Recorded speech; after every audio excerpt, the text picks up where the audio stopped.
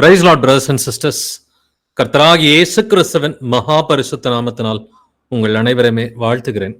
இன்னைக்கு உலகம் முழுவதும் அநேகர் சமாதானம் இல்லாத வாழ்க்கையை தான் வாழ்ந்துகிட்டு இருக்கிறாங்க. ஈவன் கிறிஸ்தவர்களிலும் அநேகருடைய இருதயத்துல சமாதானம் இல்லாம தான் இருக்குது. பட் கர்த்தருடைய வருகையின் போது, கர்த்தருடைய வருகை நெருங்கி கொண்டிருக்கிறதுன்றது நம்ம எல்லோருக்குமே நல்லா தெரியும். ஸோ இயேசு கிறிஸ்துவின் வருகையின் போது நாம் எல்லோருமே சமாதானத்தோட கூட அவர் முன்பாக காணப்படணுன்றதை அவர் விரும்புறார். வாசிக்கலாம் 2 பேதுரு 3:14 2 Peter 3:14. ஆகையால் பிரியமானவர்களே, இவைகள் வர காத்திருக்கிற நீங்கள் கரையற்றவர்களும் பிழை இல்லாதவர்களுமாய் சமாதானத்தோட அவர் சந்நிதியில் காணப்படும்படி ஜாக்கிரதையாயிருங்கள். ஆமென். ஆமென். இவைகள் வர காத்திருக்கிற நீங்கள் என்று வேதம் சொல்கிறது இல்லைங்களா இந்த வசனத்துல. இப்ப இவைகள் வர காத்திருக்கிற நீங்கள் அப்படின்னு சொன்னா 2 பேதுரு 3 நம்ம வாசித்து பார்த்தோம்னு சொன்னாக்க, கடைசி காலத்தில் நடக்கக்கூடிய அழிவுகளை பத்தி அந்த முந்தின வசனங்கள்லாம் பேசுது. தேவனுடைய நாளில் வானங்கள் வெந்து அழிந்து பூதங்கள் எரிந்து உருகி போகும் அப்படின்னு 12வது வசனத்துல எழுதியிருக்கோம். 13வது வசனத்துல புதிய வானங்களும் புதிய பூமியும் உண்டாகும் அப்படின்னா இந்த அழிவுகள் உண்டாகும், புதிய வானம் புதிய பூமி உண்டாகும். இதைத்தான் நம்ம 14வது வசனத்துல இவைகள் வர காத்திருக்கிற நீங்கள் எப்படி இருக்கணுமா? கரையற்றவர்களும் பிழை இல்லாதவர்களுமாய் சமாதானத்தோட அவர் சந்நிதியில் காணப்படும்படி ஜாக்கிரதையாய் இருங்கள். நம்ம எப்படி இருக்கணுமா? நம்முடைய இருதயத்தில், நம்முடைய குடும்பத்துல, நம்ம சபையாரோடு சமாதானமாய் அவர் சந்நிதியில் நம்ம காணப்படணும். அதற்கு நீங்கள் ஜாக்கிரதையாயிருங்கள் என்று வேதம் சொல்கிறது. அப்படின்னா கர்த்தருடைய வருகையின் போது நானும் என் வீட்டாரும் சமாதானத்தோட அவர் முன்பாக காணப்படணும். தொடர்ந்து வசனங்களை வாசிக்கலாம். எபிரேயர் 12:14 வாசிப்போமே. Hebrews 12:14. யாவரோடும் சமாதானமாய் இருக்கவும் பரிசுத்தம் உள்ளவர்களாய் இருக்கவும் நாடுங்கள். பரிசுத்தம் இல்லாமல் ஒருவனும் கர்த்தரை தரிசிப்பதில்லையே. ஆமென். ஆமென். யாவரும் சமாதானமாய் இருக்கவும் பரிசுத்தம் உள்ளவர்களாய் இருக்கவும் நாடுங்கள் என்று வேதம் சொல்கிறது இல்லைங்களா?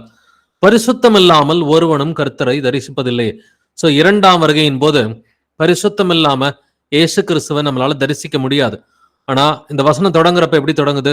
யாவரோடும் சமாதானமாய் இருக்கவும் பரிசுத்தம் உள்ளவர்களாய் இருக்கவும் நாடுங்கள்.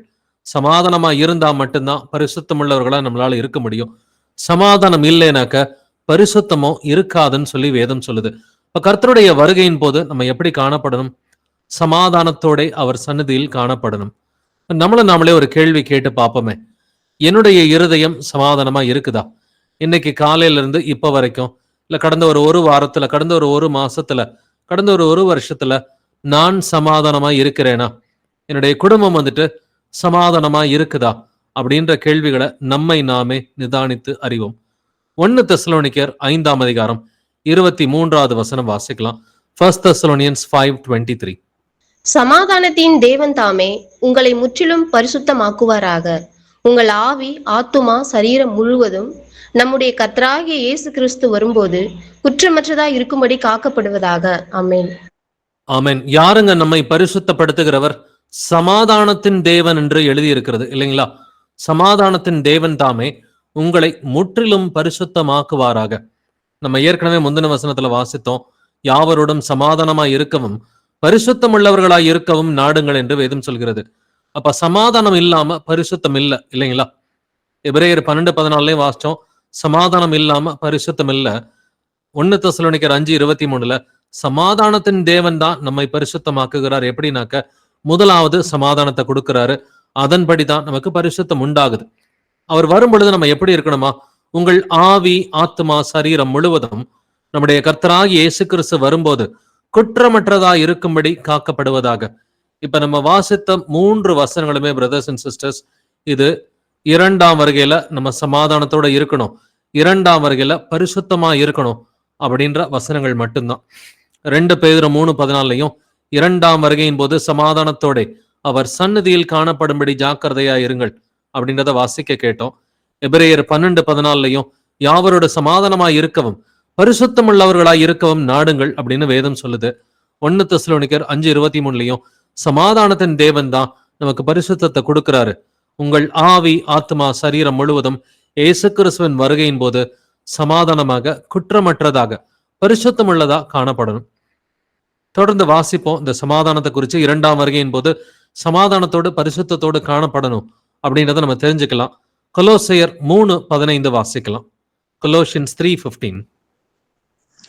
தேவ சமாதானம் உங்கள் இருதயங்களில் ஆளக்கடவது. இதற்கென்றே நீங்கள் ஒரே சரீரமாக அழைக்கப்பட்டீர்கள். நன்றி அறிதல் உள்ளவர்களாயும் இருங்கள். ஆமென். ஆமென்.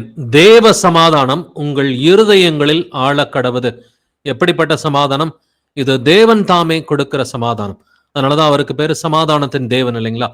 தேவ சமாதானம் உங்கள் இருதயங்களில் ஆழக்கடவது. இதற்கென்றே நீங்கள் ஒரே சரீரமாக அழைக்கப்பட்டீர்கள். ஒரே சரீரம்னா என்னங்க அர்த்தம்? சபை என்று அர்த்தம். இயேசு கிறிஸ்துவின் சரீரமாகிய சபை என்பதுதான் ஒரே சரீரம் என்று வேதம் சொல்கிறது. எதற்காக நாம் ஒரே சரீரமாக ஒரே சபையாக அழைக்கப்பட்டிருக்கிறோம்? தேவ சமாதானம் உங்கள் இருதயங்களில் ஆழக்கடவது. உங்களுடைய இருதயத்துல தேவ சமாதானத்தோட நீங்க இருக்கிறதுக்காக தாங்க ஒரே சபையாக நாம் அழைக்கப்பட்டிருக்கிறோம். நீங்க இன்னைக்கு இந்த காலில் வந்துட்டு இந்த செய்தியில எந்த ஊர்ல இருந்து நீங்க கனெக்ட் பண்ணியிருந்தாலும் சரி, நம்ம எல்லோருமே எப்படி இருக்கிறோம்? ஒரே சரீரமாக சபைக்குள்ளார நம்ம இருக்கிறோம். இந்த ஒரே சரீரமாக நாம் எதற்காக அழைக்கப்பட்டிருக்கிறோம்? தேவ சமாதானம் உங்கள் இருதயங்களில் ஆழக்கடவது. சரி, இப்ப நம்மை நாமே நிதானித்து அறிவோம். அப்ப கேட்கிற குடும்பங்கள் நம்ம ஒவ்வொருத்தருக்குள்ளாரையும் பார்த்தாக்க, அப்ப ஒரு கணவனுக்கும் மனைவிக்கு நடுவுல சமாதானம் இருக்குதா? முதல் கேள்வி அதுதான். நம்ம குடும்பமா இருக்கிறோம். குடும்பமா இருக்கிறப்ப கணவன் மனைவி சமாதானமா இருக்கிறோமா? இல்ல முதல்ல இண்டிவிஜுவலா பர்சனலா என்னோட இருதயத்துல சமாதானம் இருக்குதா? இதுதான் முதலாவது காரியம். 2வது, கணவன் மனைவி சமாதானமா இருக்கிறீங்களா? குடும்பத்துக்குள்ளார பிள்ளைகளோட சமாதானமா வந்துட்டு இருக்கிறீங்களா? 3வது காரியம், சபைக்குள்ளர சமாதானமா வந்துட்டு இருக்கிறீங்களா? சபையில இருக்கிற சகோதரர்கள் சகோதரிகளோட நீங்க எல்லாரோடும் சமாதானமா இருக்கிறீங்களா? அடுத்து, வெளியில இருக்கிற புறஜாதிகளா இருந்தாலும், நாம் வேலை செய்யற இடத்துல வந்துட்டு புறஜாதிகள் இருந்தாலும், இல்ல ஒரு சில புறஜாதிகள் நம்முடைய வீட்டிற்கு வேலை செய்ய வந்தாலும் நாம் அவர்களோடு சமாதானமாக இருக்கிறோமா? ஏன்னா எதற்காக நாம் ஒரே சரீரமாக அழைக்கப்பட்டிருக்கிறோம்? இந்த சரீரமாகிய சபையை மட்டும் நீங்க எடுத்துக்கங்க. முதலாவது, தேவ சமாதானம் உங்கள் இருதயங்களில் ஆள வேண்டும். இதற்கென்றே நீங்கள் ஒரே சபையாக ஒரே சரீரமாக அழைக்கப்பட்டிருக்கிறீர்கள் என்று வேதம் சொல்கிறது. இந்த சரீரமாகிய சபைக்குள்ளர சமாதானம் இருக்கணும். இது எப்படி இருக்கும் அப்படின்னு பாத்தீங்கன்னா, முதலாவது, உங்களோட இருதயத்துல சமாதானம் வேணும். தனித்தனியா ஒவ்வொரு இண்டிவிஜுவலும் உங்களுடைய இருதயத்துக்குள்ளார சமாதானம் வேணும். 2வது காரியம், உங்களுடைய குடும்பத்துக்குள்ளார சமாதானம் இருக்கணும். 3வது காரியம், அப்பதான் இப்படி சமாதானம் இருக்கிற எல்லா குடும்பங்களும் ஒன்னா சேர்ந்தாக்க அந்த சரீரமாகிய சபை சமாதானத்தோடு கூட இருக்கும். தொடர்ந்து வாசிக்கலாம். எபேசியர் 4:3, எபேசியன்ஸ் 4:3. சமாதான கட்டினால் ஆவியின் உரிமையை காத்துக் கொள்வதற்கு ஜாக்கிரதையா இருங்கள். ஆமென். ஆவியின் ஒருமையை சீஷர்கள் எப்படி காத்துக்கொள்ள முடியும்? சமாதான கட்டு இருந்தா மட்டும்தாங்க. சமாதான கட்டினால் ஆவியின் ஒருமையை காத்துக்கொள்வதற்கு ஜாக்கிரதையா இருங்கள். சமாதானம் கெட்டு போச்சு. இப்ப 2 சகோதரர்களுக்குள்ள சமாதானம் கெட்டு போச்சுன்னா என்ன கெட்டு போகும்? ஆவியின் ஒருமை கெட்டு போகும் என்று வேதம் சொல்கிறது. அதனாலதான் நம்ம ஒரே சரீரமாக அழைக்கப்பட்டிருக்கிறது. எதற்காக? தேவ சமாதானம் நம்முடைய இருதயங்களில் ஆள வேண்டும். இதை கொடுக்கிறவர் நம்முடைய கர்த்தராகிய இயேசு கிறிஸ்து ஒருவர் மாத்திரமே. அவரால் அன்றி நமக்கு சமாதானம் இல்லை. நம்முடைய சமாதான காரணர், நம்முடைய சமாதான கர்த்தராகிய இயேசு கிறிஸ்து. வாசிக்கலாம். யோவான் 14:27, ஜான் 14:27. சமாதானத்தை உங்களுக்கு வைத்து போகிறேன், என்னுடைய சமாதானத்தை உங்களுக்கு கொடுக்கிறேன். உலகம் கொடுக்கிற பிரகாரம் நான் உங்களுக்கு கொடுக்கிறதில்லை. உங்கள் இருதயம் கலங்காமலும் பயப்படாமலும் இருப்பதாக. ஆமென். சமாதானத்தை உங்களுக்கு வைத்து போகிறேன்னு சொல்லி இயேசு கிறிஸ்து சொல்றார். என்னுடைய சமாதானத்தையே உங்களுக்கு கொடுக்கிறேன். உலகம் கொடுக்கிற பிரகாரம் நான் உங்களுக்கு கொடுக்கறதில்லை. இப்போ ஒரு சிலர் பாத்தீங்கன்னா ரொம்ப வந்துட்டு டென்ஷனா சமாதானம் இல்லாம இருக்கிறாங்கன்னு வச்சுக்கோங்களேன். இந்த உலக போக்குல சில காரியங்கள் செய்வாங்க. ஒரு சிலருக்கு டிவி பார்த்தாங்கன்னா ஒரு 1 மணி நேரம் அந்த நேரத்துல கொஞ்சம் டென்ஷன் குறையும். ஒரு சிலருக்கு ஒரு வீடியோ கேம்ஸ் விளையாண்டாக்க அந்த நேரத்துல கொஞ்சம் டென்ஷன் குறையும். ஒரு சிலருக்கு நல்ல சாப்பாடு செஞ்சு சாப்பிட்டாங்கன்னா கொஞ்சம் டென்ஷன் குறையும். ஒவ்வொருத்தருக்கும் உலக போக்குல கொஞ்சம் அவங்களுடைய சமாதான குறைச்சலை வந்துட்டு சாட்டிஸ்ஃபை பண்றதுக்காக ஏதாகிலும் உலகபூர்வமான காரியத்துல வந்துட்டு ஈடுபடுவாங்க. பட் இயேசு கிறிஸ்து நமக்கு கொடுக்கிற சமாதானம் இது நித்தியமான சமாதானம் இல்லைங்களா? உலகம் கொடுக்கிற பிரகாரம் நான் உங்களுக்கு கொடுக்கறதில்லை அப்படின்னு சொல்லி இயேசு கிறிஸ்து சொல்றார் இல்லைங்களா? சோ இந்த உலகம் கொடுக்கிற மாதிரியான சமாதானத்தை கர்த்தர் கொடுக்கறதில்லை. அவர் கொடுக்கிற சமாதானம் பூரணமான சமாதானமா இருக்கிறது இல்லைங்களா? அப்படின்னா உங்களுடைய இருதயத்திலேயோ உங்களுடைய குடும்பத்திலேயோ உங்களுக்கு சமாதானம் இல்லைனா, இல்ல 2 சகோதரர்களுக்கு நடுவுல 2 சகோதரிகளுக்கு நடுவுல சமாதானம் இல்லைனாக்க, நமக்கு அந்த சமாதானத்தை கொடுக்கக்கூடியவர் கர்த்தராகிய இயேசு கிறிஸ்து ஒருவரே. இந்த சமாதானம் எப்படி நமக்கு கிடைக்கும்? தனிப்பட்ட விதத்திலையும் எனக்கு சமாதானம் வேணும். இப்ப என்னுடைய வேலை விஷயத்துல எனக்கு சமாதானம் இல்ல, என்னுடைய குடும்பத்துல எனக்கு சமாதானம் இல்ல, இல்ல ஒரு 2 சகோதரன் சகோதரிக்கு நடுவுல ஒரு சமாதானம் இல்லைன்னா, இந்த சமாதானம் எப்படி நமக்குள் வரும் அப்படின்றதுக்கு நம்ம நிறைய வசனங்களை ஆராய்ந்து பார்க்கலாம். யாத்திராகமம் 23:22 வாசிக்கலாம். எக்ஸோடஸ் 23:22. நீ அவர் வாக்கை நன்றாய் கேட்டு நான் சொல்வதை எல்லாம் செய்வாயாகில் நான் உன் சத்துருக்களுக்கு சத்ருவாயும் உன் விரோதிகளுக்கு விரோதியாயும் இருப்பேன். ஆமென். நீ அவர் வாக்கை நன்றாய் கேட்டு, இங்க அவர்ன்றது இயேசு கிறிஸ்துவை குறிக்கிற தீர்க்க தரிசனம். இங்க வந்துட்டு பழைய ஏற்பாட்டிலே வந்துட்டு பிதா வந்துட்டு இயேசு கிறிஸ்துவை குறித்த தீர்க்க தரிசனம் சொல்றாரு. இன்ஃபேக்ட் இந்த வசனம் பாத்தீங்கன்னா இது ஒரு ஒன் காட் வேர்ஸ் அப்படின்றத நம்ம தெரிஞ்சுக்கலாம். ஒரே தேவனுக்குரிய வசனம் அப்படின்றத நம்ம தெரிஞ்சுக்கலாம். நீ அவர் வாக்கை நன்றாய் கேட்டு நான் சொல்வதையெல்லாம் செய்வாயாகில். பேசுகிறவர் பிதா பேசுறாரு, நீ அவருடைய வார்த்தையை கேட்டு நான் சொல்றதை செய்யணுன்றார். இப்ப அவரும் நானும் இங்க ஒருவர் தான் அப்படின்னு சொல்லி இந்த வசனத்துல நமக்கு புரியுது. நான் உன் சத்துருக்களுக்கு சத்ருவாயும் உன் விரோதிகளுக்கும் விரோதியாயும் இருப்பேன்றார். நான் சொல்றதெல்லாம் நீ கேட்டு நடந்தாக்க கர்த்தர் என்ன சொல்றாரு? உங்களுக்கு யாராகிலும் சத்துரு இருந்தா கர்த்தர் அவர்களுக்கு சத்துருவாய் இருப்பார். உங்களுக்கு யாராகிலும் விரோதி இருந்தா கர்த்தர் அவர்களுக்கு விரோதியாய் இருப்பார். கர்த்தர் உங்களுக்கு சமாதானம் அருள்வார் என்றே வேதம் சொல்கிறது. எப்பொழுது நம்ம நல்லா கீழ்ப்படிஞ்சோம்னு வச்சுக்கோங்களேன், அவர் சொல்ற எல்லா காரியத்திலையும் நம்ம நல்லா கீழ்ப்படிஞ்சாக்க கர்த்தர் நமக்கு சமாதானம் அருளுகிற தேவனா இருக்கிறார். பழைய ஏற்பாட்டுல பாத்தீங்கன்னா ஆசா அப்படிங்கிற ஒரு ராஜா இருந்தான். அவனுக்கு கர்த்தர் எப்படி சமாதானத்தை கொடுத்தார் அப்படின்றத நம்ம தெரிஞ்சுக்கலாம். வாசிக்கலாம். 2 நாளாகமம் 14:6. 2 Chronicles 14:6. கர்த்தர் அவனுக்கு இளைப்பாறுதலை கட்டளையிட்டதினால் அந்த வருஷங்களில் அவனுக்கு விரோதமான யுத்தம் இல்லாதிருந்தது. தேசம் அமெரிக்கா இருந்தபடியினால் யூதாவிலே அரணான பட்டணங்களை கட்டினான். இந்த ஆசா ராஜாவுக்கு வந்த ஆசீர்வாதத்தை பாத்தீங்களா? கர்த்தர் அவனுக்கு இளைப்பாறுதலை கட்டளையிட்டதினால் அந்த வருஷங்களில் அவனுக்கு விரோதமான யுத்தம் இல்லாதிருந்தது. அப்ப ராஜாவுக்கு வந்துட்டு யுத்தம் இல்லாதிருந்த காரணம் என்னன்னு தெரியுங்களா? இதே அதிகாரத்துல 2வது வசனத்தை வாசிச்சோம்னாக்க, ஆசா தன் தேவனாகிய கர்த்தரின் பார்வைக்கு நன்மையும் செம்மையுமானதை செய்தான். ஆசா ராஜா எதனால அவனுக்கு சமாதானம் இருந்துச்சு? ஆசா தன் தேவனாகிய கர்த்தரின் பார்வைக்கு நன்மையும் செம்மையுமானதை செய்தான். இப்ப நீங்களும் நானும் கர்த்தரின் பார்வைக்கு நன்மையான காரியங்களை செம்மையான காரியங்களை செஞ்சோம்னு சொன்னா நமக்கும் யுத்தம் இருக்காதுங்க. யுத்தம்ன்றது யாருக்கும் விரோதமாக எந்த ஒரு குழப்பமோ சண்டையோ பிரச்சனைகளோ இது எதுவும் இல்லாமல் இருக்கும். சோ ஆசாவுக்கு கர்த்தர் இப்படி சமாதானத்தை கொடுத்தாருன்னா நமக்கும் கர்த்தர் சமாதானத்தை அருளுகிற தேவனா இருக்கிறார். ஆனா ப்ரொவைடட் நாமளும் ஆசாவை போல கர்த்தரின் பார்வைக்கு நன்மையான காரியங்களை செம்மையான காரியங்களை செஞ்சனாக்க கர்த்தர் நமக்கு அமெரிக்கையும் அவர் வந்துட்டு நமக்கு இளைப்பாறுதலையும் தருகிற தேவனா இருக்கிறார். வாசிக்கலாம். நீதிமொழிகள் 16:7. Proverbs 16:7. ஒருவனுடைய வழிகள் கர்த்தருக்கு பிரியமாயிருந்தால் அவனுடைய சத்துருக்களும் அவனோட சமாதானம் ஆகும்படி செய்வார். ஆமென். ஒருவனுடைய வழிகள் கர்த்தருக்கு பிரியமாயிருந்தால் அவனுடைய சத்துருக்களும் அவனுடைய சமாதானம் ஆகும்படி செய்வார். உங்களுக்கு யாராவது வேலை செய்யற இடத்துல சத்துரு இருக்கிறாங்களா? இல்ல உங்களுக்கு வந்துட்டு புறஜாதிகள் யாரும் சத்துருக்கள் இருக்கிறாங்களா? அந்த சத்துருக்களும் உங்களுடைய சமாதானம் ஆகும்படி சமாதானத்தின் தேவன் செய்வார். எப்பொழுது? ஒருவனுடைய வழிகள் கர்த்தருக்கு பிரியமா இருந்தால். உங்களுடைய வழிகள் கர்த்தருக்கு பிரியமா இருந்தா யாரு கூட எல்லாம் சமாதானமா இல்லையோ கர்த்தர் அவங்கள வந்துட்டு அவங்களுக்கு உங்களுக்கு நடுவுல சமாதானத்தை கொடுக்கிற சமாதானத்தின் தேவனா இருப்பார். பைபிள்ல இந்த மாதிரி எக்ஸாம்பிள்ஸ் இருக்குதா? யாராவது சத்துருக்கள் வந்துட்டு சமாதானம் ஆன மாதிரி எக்ஸாம்பிள்ஸ் இருக்குதான்னு பாத்தீங்கன்னா யாக்கோபையும் ஏசாவையும் நமக்கு தெரியும்.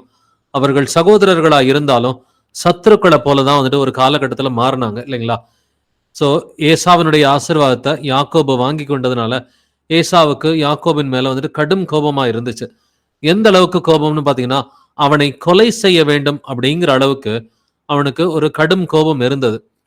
அவனை கொலை செய்ய போறோம் அப்படின்னு சொல்லி தெரியவுமே யாக்கோபு ஓடி போய் தன்னுடைய மாமனுடைய வீட்டுக்கு அவன் ஓடி போயிட்டு ரொம்ப வருஷம் கழித்து திரும்பி வரான். திரும்பி வருகிற அந்த யாக்கோபை வந்துட்டு தெரிஞ்சுக்கிட்டு இவனை கொலை செய்ய வேண்டும் அப்படிங்கிற எண்ணத்தோட ஏசா கிளம்பி போறான். கொலை செய்யணும்ட்டு அந்த எண்ணத்தோட போற ஏசாவை கர்த்தர் எப்படி மாற்றுகிறார் அப்படின்றத நம்ம வாசிக்கலாம். ஆதியாகமம் 33ஆம் அதிகாரம் 4வது வசனத்தை வாசிக்கலாம். Genesis 33:4. அப்பொழுது ஏசா எதிர்கொண்டு ஓடி வந்து அவனை தழுவி அவன் கழுத்தை கட்டிக்கொண்டு அவனை முத்தம் செய்தான். இருவரும் அழுதார்கள். 4வது வசனத்துல ஏசா வந்துட்டு தனக்கு முன்னாடி வந்த யாக்கோபை வந்துட்டு என்ன பண்றான்? அவனை வந்துட்டு தழுவி அவன் கழுத்தை கட்டிக்கொண்டு அவனை முத்தம் செய்தான். இருவரும் அழுதார்கள். இது 4வது வசனம். முதல் வசனத்தை வாசிச்சீங்கன்னா, யாக்கோபு தன் கண்களை ஏறெடுத்து இதோ ஏசாவும் அவனோட கூட 400 மனிதரும் வருகிறதை கண்டு அப்படின்னு எழுதியிருக்கு. ஒருத்தன் யாராவது 400 மனுஷனை கூட்டிக்கிட்டு சமாதானம் பண்றதுக்கு வருவானா? யோசிச்சு பாருங்க. ஏசா வந்துட்டு எதுக்காக 400 பேரை கூட்டிக்கிட்டு யாக்கோபை சந்திக்கிறதுக்கு வரான்? அவனை கொலை செய்வதற்காக மட்டும்தான். நல்லா புரிஞ்சுக்குங்க. ஏசா தன்னுடைய சகோதரனாகிய யாக்கோபை கொலை செய்யறதுக்காக 400 பேரோட கிளம்பி வரான். சமாதானத்துக்கு யாருமே 400 பேரோட வந்துட்டு வரமாட்டாங்க. கொலை செய்யறதுக்காக வரான். பட் வர்ற வழியில கர்த்தர் வந்துட்டு அவனுடைய இருதயத்தை வந்துட்டு மாத்துறாரு. ஏசாவினுடைய இருதயத்தை வந்துட்டு மாத்துறாரு. மாத்துறப்ப ஏசா எதிர்கொண்டு ஓடி வந்து, யார் ஓடி வரா? ஏசா தான் ஓடி வரான். ஏசா எதிர்கொண்டு ஓடி வந்து அவனை தழுவி, யாக்கோபை தழுவி அவன் கழுத்தை கட்டி கொண்டு அவனை முத்தம் செய்தான். சோ சத்துருக்கள் கூட சமாதானம் ஆகிற மாதிரி கர்த்தர் பண்ணுவாருங்க. எப்பொழுது நம்ம வாசிச்சோம் இல்லைங்களா? நீதிமொழிகள் 16:7 ஒருவனுடைய வழிகள் கர்த்தருக்கு பிரியமா இருந்தால் அவனுடைய சத்துருக்களும் அவனுடைய சமாதானமாகும்படி தேவன் செய்வார். அப்ப உங்களுடைய இருதயத்துல அந்த தேவ சமாதானம் இருக்கிறதா? நம்மை நாமே நிதானித்து அறிவோம். உங்களுடைய இருதயத்துல தனிப்பட்ட முறையில தேவ சமாதானம் இருக்குதா இல்லையா? உங்களுடைய குடும்பத்துல தேவ சமாதானம் இருக்குதா? உங்களுக்கும் உங்களுடைய கணவருக்கு நடுவுல, உங்களுக்கும் உங்களுடைய மனைவிக்கு நடுவுல, இல்ல பிள்ளைகள் மத்தியில தேவ சமாதானம் இருக்குதா? இல்ல உங்களுக்கும் ஒரு சகோதரனுக்கு நடுவுல, ஒரு சகோதரிக்கு நடுவுல தேவ சமாதானம் இருக்குதா இல்லையா? இல்லைனாக்க நம்ம கர்த்தர்கிட்ட கேட்டா நிச்சயமா அந்த தேவ சமாதானத்தை அவர் நமக்கு கொடுக்கிறவரா இருக்கிறார். நம்ம எல்லோருக்குமே தெரியும், யோசேப்பை அவருடைய சகோதரர்கள் பொறாமையினாலே விற்று போட்டார்கள் அப்படின்றது நமக்கு நல்லாவே தெரியும். பின்பு வந்துட்டு கர்த்தர் வந்துட்டு யோசேப்பை வந்துட்டு எகிப்து தேசத்துல உயர்த்தினார். உயர்த்தின பிறகு இவங்கெல்லாம் திரும்ப ஒண்ணு சேர்ந்தாங்க. அது எல்லாமே நமக்கு தெரியும் இல்லைங்களா? பட் யோசேப்பை எந்த அளவுக்கு வந்துட்டு தன்னை தாழ்த்தி கொண்டு தன்னுடைய சகோதரர்கள் எல்லார்ட்டையும் வந்துட்டு சமாதானம் பண்றான் அப்படின்றத நம்ம தெரிஞ்சுக்கணும். ஆதியாகமம் 50ஆம் அதிகாரம் வசனம் 20. Genesis 50:20. நீங்கள் எனக்கு தீமை செய்ய நினைத்தீர்கள், தேவனோ இப்பொழுது நடந்து வருகிறபடியே வெகு ஜனங்களை உயிரோடே காக்கும்படிக்கு அதை நன்மையாக முடிய பண்ணினார். ஆமேன். நீங்கள் எனக்கு தீமை செய்ய நினைத்தீர்கள், தேவனோ அதை நன்மையாக மாற்றினார் அப்படின்னு சொல்லிட்டு அவங்களோட சமாதானம் பண்றான்.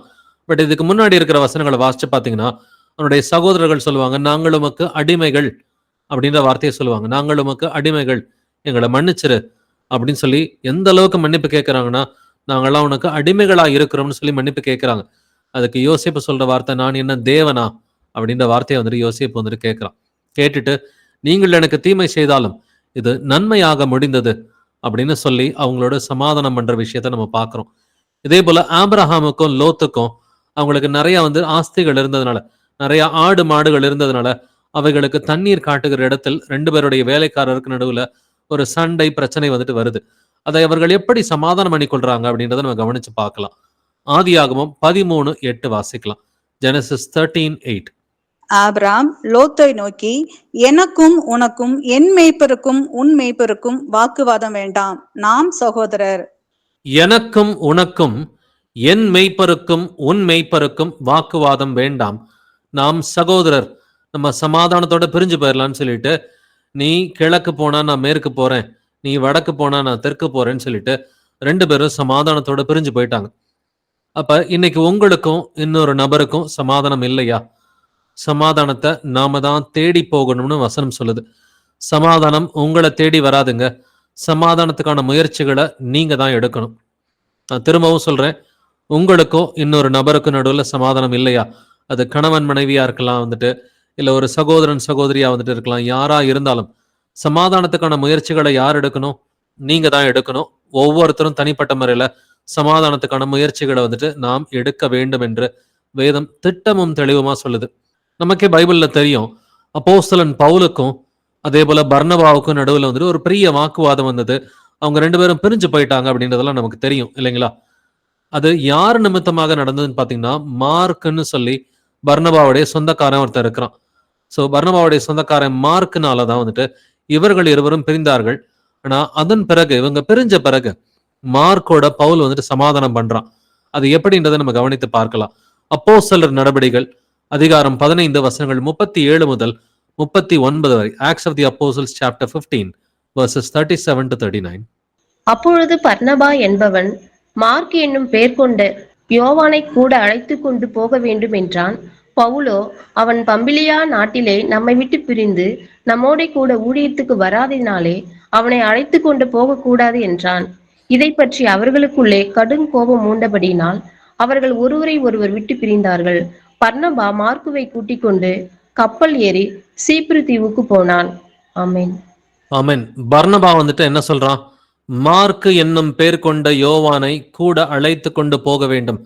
நம்ம சுவிசேஷம் அறிவிக்க போற இடத்துக்கு மார்க்கையும் கூட்டிட்டு போலாம் அப்படின்னு சொல்லும் பொழுது பவுல் சொல்றான், வேணாம், அவன் ஏற்கனவே ஒரு ஊர்ல நம்மளை விட்டு பிரிஞ்சு போயிட்டான், அவனை அழைத்து கொண்டு போக கூடாது என்றான். இதை பற்றி அவர்களுக்குள்ளார என்ன நடந்துச்சு? கடும் கோபம் மூண்டபடியினால், இது சாதாரண கோபம் இல்ல, கடும் கோபம் மூண்டபடியினால் அவர்கள் ஒருவரை ஒருவர் விட்டு பிரிந்தார்கள். பவுலும் பர்னபாவும் பிரிஞ்சதுக்கு யார் காரணம்? மார்க் தான் வந்துட்டு காரணம். பட் நம்ம வசனம் நமக்கு தெரியும், சமாதான கட்டினால் ஆவியின் ஒருமையை காத்துக் கொள்வதற்கு ஜாக்கிரதையா இருங்கள். அப்ப சமாதான கட்டுன்றது அங்க பவுலுக்கும் பர்னபாவுக்கும் நடுவுல உடைஞ்சு போயிடுச்சு. சமாதான கட்டு எப்போ உடையுதோ ஆவியின் ஒருமையும் உடைஞ்சு போயிடுது. உடைஞ்சு போனோடனே இவங்க ரெண்டு பேரும் வெவ்வேறு ஊருக்கு ஊழியத்துக்கு போறாங்க. பட் ஒரு சில வருஷங்கள்லாம் கடந்து போகுது. கடந்து போன பிறகு வந்துட்டு அப்போஸ்தலன் பவுல் எந்த விதமா மார்க்கோட சமாதானம் பண்றான் அப்படின்றத கவனிச்சு பாருங்க. 2 திமோத்தி 4 அதிகாரம் 11 வசனம். 2 திமோத்தி 4:11. லூக்கா மாத்திரம் என்னோட இருக்கிறான், மார்க்குவை உன்னோட கூட்டிக் கொண்டு வா, ஊழியத்தில் அவன் எனக்கு பிரயோஜனம் உள்ளவன். லூக்கா மாத்திரம் என்னோட இருக்கிறான். இந்த 2 திமோத்தி புஸ்தகத்தை கவனிச்சு பாத்தீங்கன்னா இது அப்போஸ்தலன் பவுல் வந்துட்டு தன்னுடைய கடைசி நாட்களில் எழுதுகிற ஒரு புஸ்தகம். தன்னுடைய கடைசி நாட்களில் அவன் ஜெயிலில் இருக்கிறப்ப ரோமாபுரியில வந்துட்டு அவன் அங்க ஜெயிலில் இருக்கும் பொழுது பாத்தீங்கன்னா கட்டுக்களோடு அவன் வந்துட்டு விலங்கோடு இருக்கும் பொழுது லூக்கா மாத்திரம் என்னோடு இருக்கிறான், மார்க்குவை உன்னோட கூட கூட்டிக் கொண்டு வா, ஊழியத்தில் அவன் எனக்கு பிரயோஜனம் உள்ளவன். ஊழியத்துக்கு அவன் பிரயோஜனமே கிடையாதுன்னு சொன்னால்தான் அப்போஸ்தலன் பவுல் இல்லைங்களா? ஊழியத்துக்கு அவன் பிரயோஜனமே இல்லை அப்படின்னு சொன்னால்தான் அப்போஸ்தலன் பவுல். பட் பிறகு அவன் சமாதானம் பண்றான் மார்க்கோட வந்துட்டு, மார்க்குவை நீ கூட்டிக் கொண்டு வா. யார்கிட்ட சொல்றான்? திமோத்தி கிட்ட வந்துட்டு சொல்றான். திமோத்தி கிட்ட வந்துட்டு மார்க்குவை கூட்டிக் கொண்டு வா அப்படின்னு சொல்லிட்டு ஊழியத்துல அவன் எனக்கு பிரயோஜனமானவன் சொல்லி மார்க்கோட தன்னுடைய கடைசி நாட்களில் சமாதானம் பண்ணி இருக்கிறான் அப்படின்றத நம்ம வாசிக்கிறோம். இன்னொரு இடத்துலயும் மார்க்குவை பத்தி பேசுறான். கொலோசையர் 4 அதிகாரம் 10 வசனம் வாசிக்கலாம். கொலோசியன்ஸ் 4:10. என்னோட கூட காவலில் இருக்கிற அரிஸ்தருக்கு உங்களுக்கு வாழ்த்துதல் சொல்லுகிறான்.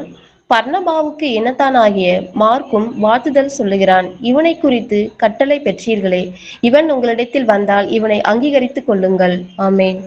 ஆமென். என்னோட கூட காவலில் இருக்கிற அரிஸ்தருக்கு. அப்ப பவுல் காவல்ல தான் இருக்கிறேன், ஜெயில இருக்கிறேன்னு சொல்லி சொல்றான் இல்லைங்களா? ஜெயில இருக்கிறப்ப என்ன வார்த்தை சொல்றான்?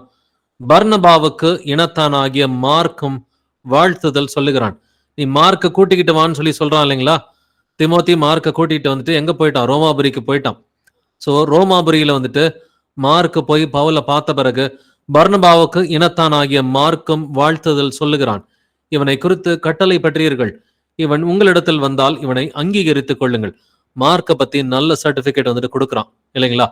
சோ இப்படிதான் வந்துட்டு சகோதரர்கள் 2 பேர் நடுவுல, இப்ப பவுலுக்கும் பர்னபாவுக்கும் பவுலுக்கும் மார்க்குக்கு நடுவுல ஒரு காலகட்டத்துல சமாதானம் கெட்டு போயிருந்தாலும் இவர்கள் இந்த வசனங்கள் எல்லாம் இருதயத்துல இருத்தி கொண்டு சமாதான கட்டினால் ஆவியின் ஒருமையை காத்துக் கொள்வதற்கு ஜாக்கிரதையாயிருங்கள் என்று வேதம் சொல்கிறபடி சமாதானம் பண்ணிக்கிறாங்க. அதுக்கு ஆவியானவரும் நமக்கு ஐடியாஸ் கொடுப்பார்.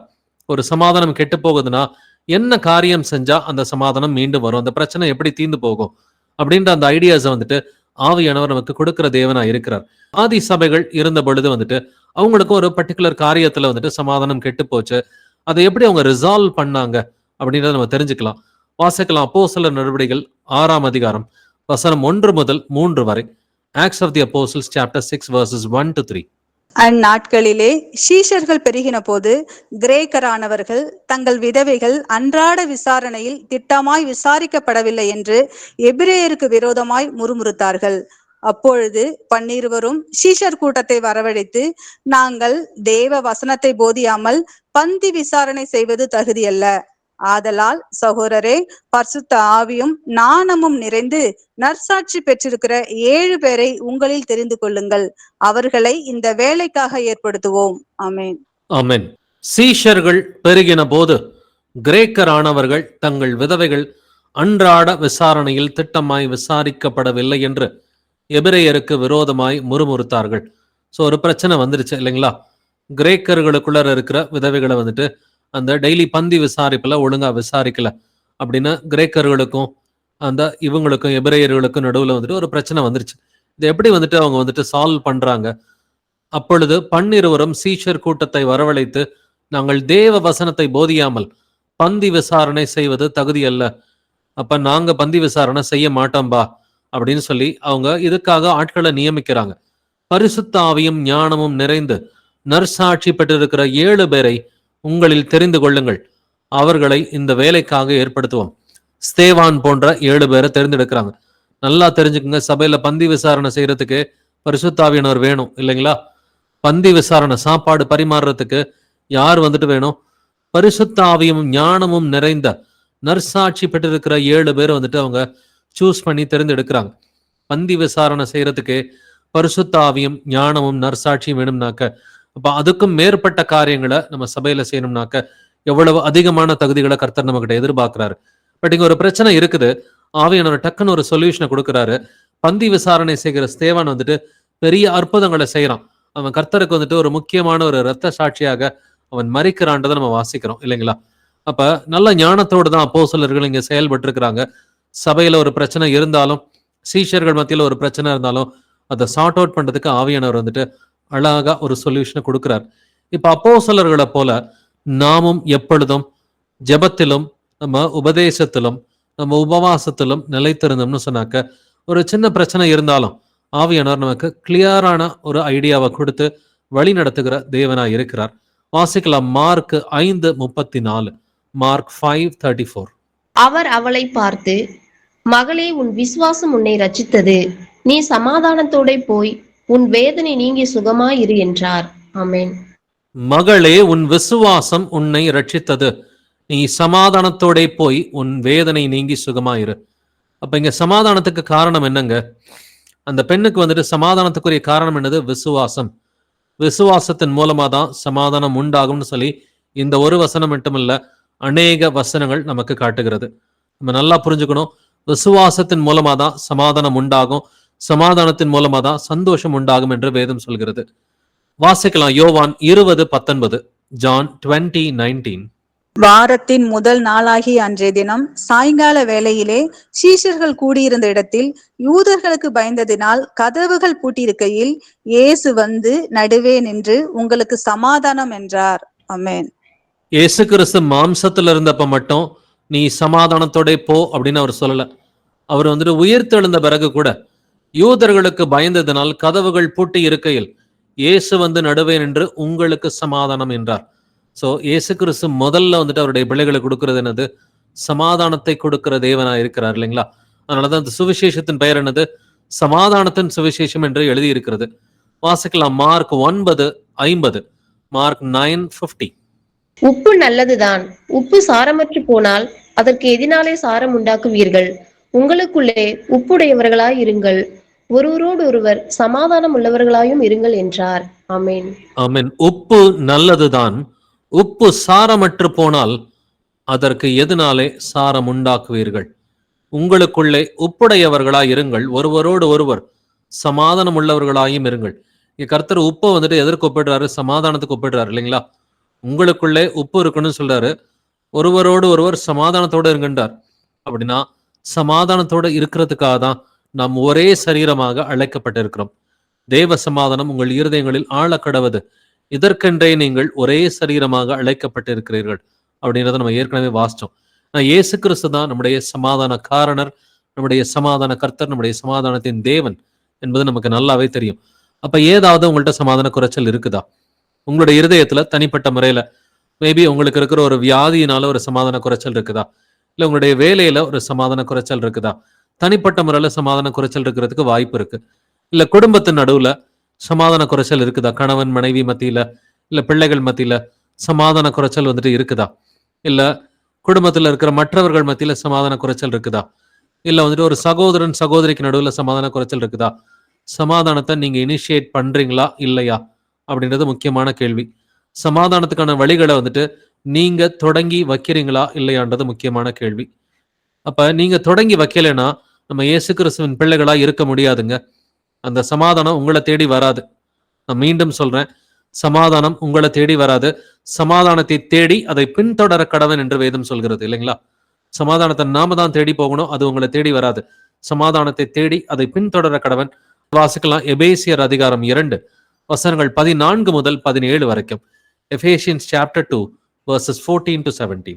எப்படியெனில் அவரே நம்முடைய சமாதான காரணராகி இரு திறத்தாரையும் ஒன்றாக்கி பகையாக நின்ற பிரிவினையாகிய நடிச்சுவரை தகர்த்து சட்ட திட்டங்களாகிய நியாயப்பிரமாணத்தை தம்முடைய மாமிசத்தினாலே ஒழித்து இரு திறத்தாரையும் தமக்குள்ளாக ஒரே புதிய மனுஷனாக சிருஷ்டித்து இப்படி சமாதானம் பண்ணி பகையை சிலுவையினால் கொன்று அதனாலே இரு திறத்தாரையும் ஒரே சரீரமாக தேவனுக்கு ஒப்புரவாக்கினார்.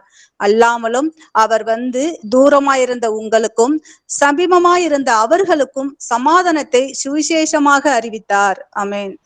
ஆமென். இப்ப நம்ம வாசிக்க கேட்ட வசனங்கள்ல 3 இடத்துல சமாதானம் அப்படின்ற வார்த்தை இருக்குது. அவரே நம்முடைய சமாதான காரணராகி அப்படின்னு வேதம் சொல்லுது. யாருங்க நம்முடைய சமாதான காரணர்? இயேசு கிறிஸ்து தான் நம்முடைய சமாதானத்துக்கு காரணராக இருக்கிறார். மேலும் இரு திறத்தாரையும் தமக்குள்ளாக ஒரே புதிய மனுஷனாக சிருஷ்டித்து இப்படி சமாதானம் பண்ணி. இரு திறத்தார் யாரு? இது புறஜாதிகள் மற்றும் யூதர்கள். இந்த 2 கூட்டத்தையும் வந்துட்டு அவர் சமாதானம் பண்ணி வச்சிருக்கிறாருன்னு வேதம் சொல்லுது. அதே போல அவர் வந்து தூரமாயிருந்த உங்களுக்கும் சமீபமாயிருந்த அவர்களுக்கும் சமாதானத்தை சுவிசேஷமாக அறிவித்தார். நாம் பெற்றிருக்கிற சுவிசேஷம் சமாதானத்தின் சுவிசேஷம். பிரதர்ஸ் அண்ட் சிஸ்டர்ஸ், நாம் அறிவிக்கிற சுவிசேஷம், நாம் ஏற்றுக்கொண்டிருக்கிற சுவிசேஷம், இது சமாதானத்தின் சுவிசேஷம். அப்படின்னா இதை நீங்க முழுமையா ஏத்துக்கிட்டீங்கன்னா உங்களுடைய இருதயத்துல சமாதானம் இருந்தே ஆகணும். உங்க குடும்பத்துல சமாதானம் இருந்தே ஆகணும். இல்ல நீங்க இருக்கிற அந்த பிரேயர் ஃபெல்லோஷிப்ல வந்துட்டு சமாதானம் இருந்தே ஆகணும். இது கட்டாயம், இது மேண்டேட்டரியான ஒரு விஷயம். ஏன்னா விசுவாசம் இருந்தா சமாதானம் இருக்கும், சமாதானம் இருந்தாதான் சந்தோஷம் இருக்கும். அப்ப நீங்க சமாதானமா இருக்கிறீங்களா, சந்தோஷமா இருக்கிறீங்களா? இத நீங்க யோசிச்சு பாருங்க. ஏன்னா ஒரு இடத்துல சமாதானம் குறையுது, ஒரு இடத்துல சந்தோஷம் குறையுதுன்னா முதல் காரியமா விசுவாசம் குறையுதுன்னு சொல்லி அர்த்தம். ஏன்னா சமாதானம் உண்டாகிறது விசுவாசத்தினாலதான். வேதம் அப்படித்தான் நமக்கு சொல்லிக் கொடுக்கிறது. வாசிக்கலாம் அப்போஸ்தலர் 10:36, ஆக்ட்ஸ் 10:36. எல்லாருக்கும் கர்த்தராய் இருக்கிற இயேசு கிறிஸ்துவை கொண்டு அவர் சமாதானத்தை சுவிசேஷமாய் கூறி இஸ்ரவேல் புத்திரருக்கு அனுப்பின வார்த்தையை அறிந்திருக்கிறீர்களே. ஆமென். ஆமென். எல்லாருக்கும் கர்த்தராயிருக்கிற இயேசு கிறிஸ்துவை கொண்டு அவர் சமாதானத்தை சுவிசேஷமாய் கூறி. இது சமாதானத்தின் சுவிசேஷம் என்று வேதம் சொல்கிறது. சமாதானத்தை தான் அவர் சுவிசேஷமாக அறிவித்தார். யாரு? இயேசு கிறிஸ்து வந்துட்டு எல்லாருக்கும் கர்த்தராயிருக்கிற இயேசு கிறிஸ்து அவர் சமாதானத்தை சுவிசேஷமாக நமக்கு அறிவித்திருக்கிறார். நம்முடைய சுவிசேஷம் வந்துட்டு இது சமாதானத்தின் சுவிசேஷமாக இருக்கிறது. ரோமர் 10:15 வாசிக்கலாம். ரோமன்ஸ் 10:15. அனுப்பப்படாவிட்டால் எப்படி பிரசங்கிப்பார்கள்? சமாதானத்தை கூறி நற்காரியங்களை சுவிசேஷமாய் அறிவிக்கிறவர்களுடைய பாதங்கள் எவ்வளவு அழகானவைகள் என்று எழுதியிருக்கிறதே. யாருடைய பாதங்கள் மிகவும் அழகா இருக்கிறது? சமாதானத்தை கூறி நற்காரியங்களை சுவிசேஷமாய் அறிவிக்கிறவர்களுடைய பாதங்கள் எவ்வளவு அழகானவைகள் இல்லைங்களா? ஒன்னும் பிரச்சனை இல்லப்பா, இயேசு நல்லவர், உன் பாவத்தை எல்லாம் மன்னிச்சிருவாரு, நீ व्यसனப்பட வேணாம், உன்னுடைய நோய்கள் எல்லாம் குணமாக்கிடுவாரு, உன் பிரச்சனைகள் எல்லாம் அவர் சரி பண்ணுவாரு அப்படின்னு சமாதானத்தை சுவிசேஷமா அறிவிக்கணும். நீ ஏசப்பாவை ஏத்துக்கிட்டேன்னா நீ சமாதானமா இருக்கலாம், உன் குடும்பம் சமாதானமா இருக்கும், நீங்க எல்லாரும் சந்தோஷமா இருக்க முடியும். அதற்கு அடிப்படை நீங்க ஏசப்பாவை விசுவாசிக்கணும்னு சொல்லி சமாதானத்தை சுவிசேஷமாய் கூறுகிற பிள்ளைகள், நற்காரியங்களை சுவிசேஷமாக அறிவிக்கிறவர்கள், இவர்களுடைய பாதங்கள் எவ்வளவு அழகானவைகள் என்று எழுதியிருக்கிறது. எபேசியர் 6:15 வாசிக்கலாம். எபேசியன்ஸ் 6:15. சமாதானத்தின் சுவிசேஷத்திற்குரிய ஆயத்தம் என்னும் பாதரட்சியை கால்களிலே தொடுத்தவர்களாயும். ஆமென். பாதரட்சை நமக்கு சர்வாயுத வர்க்கத்தை பத்தி நமக்கு தெரியும். எபேசியர் 6ல வந்துட்டு சத்தியம் என்னும் கச்சை, நீதி என்னும் மார்க்கவசம் அப்படிங்கிற இப்படிப்பட்ட சர்வாயுத வர்க்கத்தை பத்தி நமக்கு தெரியும். பாதரட்சை என்றால் என்ன? சமாதானத்தின் சுவிசேஷத்திற்குரிய ஆயத்தம் என்னும் பாதரட்சை, இல்லைங்களா? சுவிசேஷம் பாதரட்சை கிடையாதுங்க. சுவிசேஷம் பாதரட்சை கிடையாது. சுவிசேஷத்திற்குரிய ஆயத்தம் தான், ரெடினஸ். அந்த ரெடியா இருக்கணும். சுவிசேஷம் அறிவிக்கிறதுக்கு எப்பொழுதும் ரெடியா இருக்கணும். செருப்பு போட்டீங்கன்னா நீங்க வெளியில போயிடலாம், இல்லையா? அதே மாதிரி சுவிசேஷத்தை அறிவிக்கிறதுக்கு ரெடியா இருந்தீங்கன்னா அதுதான் வந்துட்டு பாதரட்சை. பட் இது எப்படிப்பட்ட சுவிசேஷம்? சமாதானத்தின் சுவிசேஷம் என்று வேதம் சொல்கிறது, இல்லைங்களா? இந்த சமாதானத்தின் சுவிசேஷத்தை நீங்க முழுமையா ஏத்துக்கிட்டீங்கன்னா உங்களுடைய இருதயத்துல சமாதானம் இருக்கும். யார் வேணா உங்களை திட்டலாம், யார் வேணா வந்துட்டு உங்களுக்கு எதிராக வந்துட்டு இருக்கலாம், நீங்க சமாதானமா இருப்பீங்க. அட்லீஸ்ட் கணவன் மனைவி பிள்ளைகளா நீங்க சமாதானமா இருப்பீங்க. மேபி உங்களுடைய சொந்தக்காரங்க உங்களுக்கு விரோதமா இருக்கலாம். சுவிசேஷத்தை ஏத்துக்காத யாராவது ஒருத்தர் உங்களுக்கு விரோதமா இருக்கலாம். பட் உங்களுக்கு சமாதானத்தை கொடுக்கிறவர் கர்த்தராகிய இயேசு கிறிஸ்து. அதனாலதான் உலகம் தர முடியாத சமாதானத்தை நான் உங்களுக்கு கொடுக்கிறேன்னு சொல்றார்.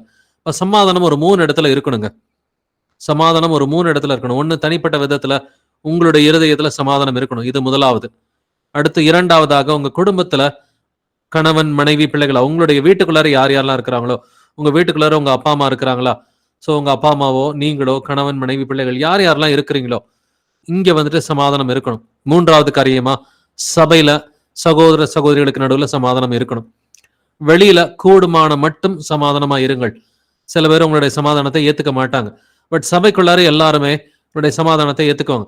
ஒரு சின்ன சின்ன பிரச்சனைகள் வந்தா கூட நீங்க சமாதானம் பண்றதுக்கு ரெடியா இருக்கிறப்ப ஆட்டோமேட்டிக்கா கர்த்தர் சமாதானத்தை கொடுத்துருவார்.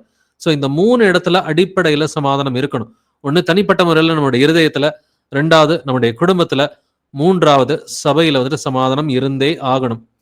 பட் உங்களுடைய வேலை தளத்துல யாராவது ஒருத்தர் உங்களுடைய சமாதானத்தை ஏத்துக்கலன்னா அது ஒன்றும் பிரச்சனை கிடையாது. பட் நமக்கு சமாதானம் வந்துட்டு வேலை தளத்துல கெட்டு போகுது அப்படின்னு சொன்னாக்க நாம தான் மாத்திக்கணும், இல்லைங்களா?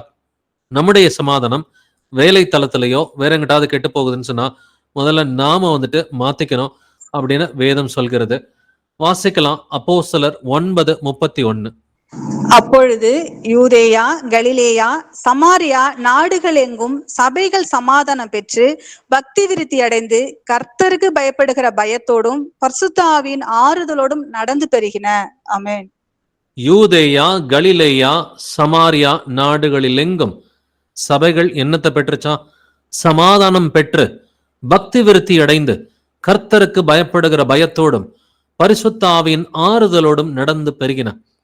ஸோ சபைகளுக்குள்ளார சமாதானம் வருது அப்படின்னு சொன்னா, விசுவாசம் குறைஞ்சு போச்சுன்னா சமாதானம் கெட்டு போயிடும். நான் மீண்டும் சொல்றேன், அதற்கான வசனங்களை நம்ம வாசிக்க போறோம்.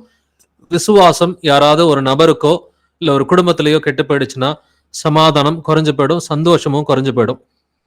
இதற்கு ஆவியானவர் நிறைய வசனங்களை கொடுத்திருக்கிறாரு. வாசிக்கலாம். ரோமர் 12:18. ரோமன்ஸ் 12:18. கூடுமானால் உங்களால் ஆன மட்டும் எல்லா மனுஷரோடும் சமாதானமாய் இருங்கள். ஆமென். கூடுமானால் உங்களால் ஆன மட்டும் எல்லா மனுஷரோடும் சமாதானமா இருங்கள். இப்ப எல்லா மனுஷர்னு சொல்லும் பொழுது இதுல புறஜாதிகளையும் குறிக்கிறது.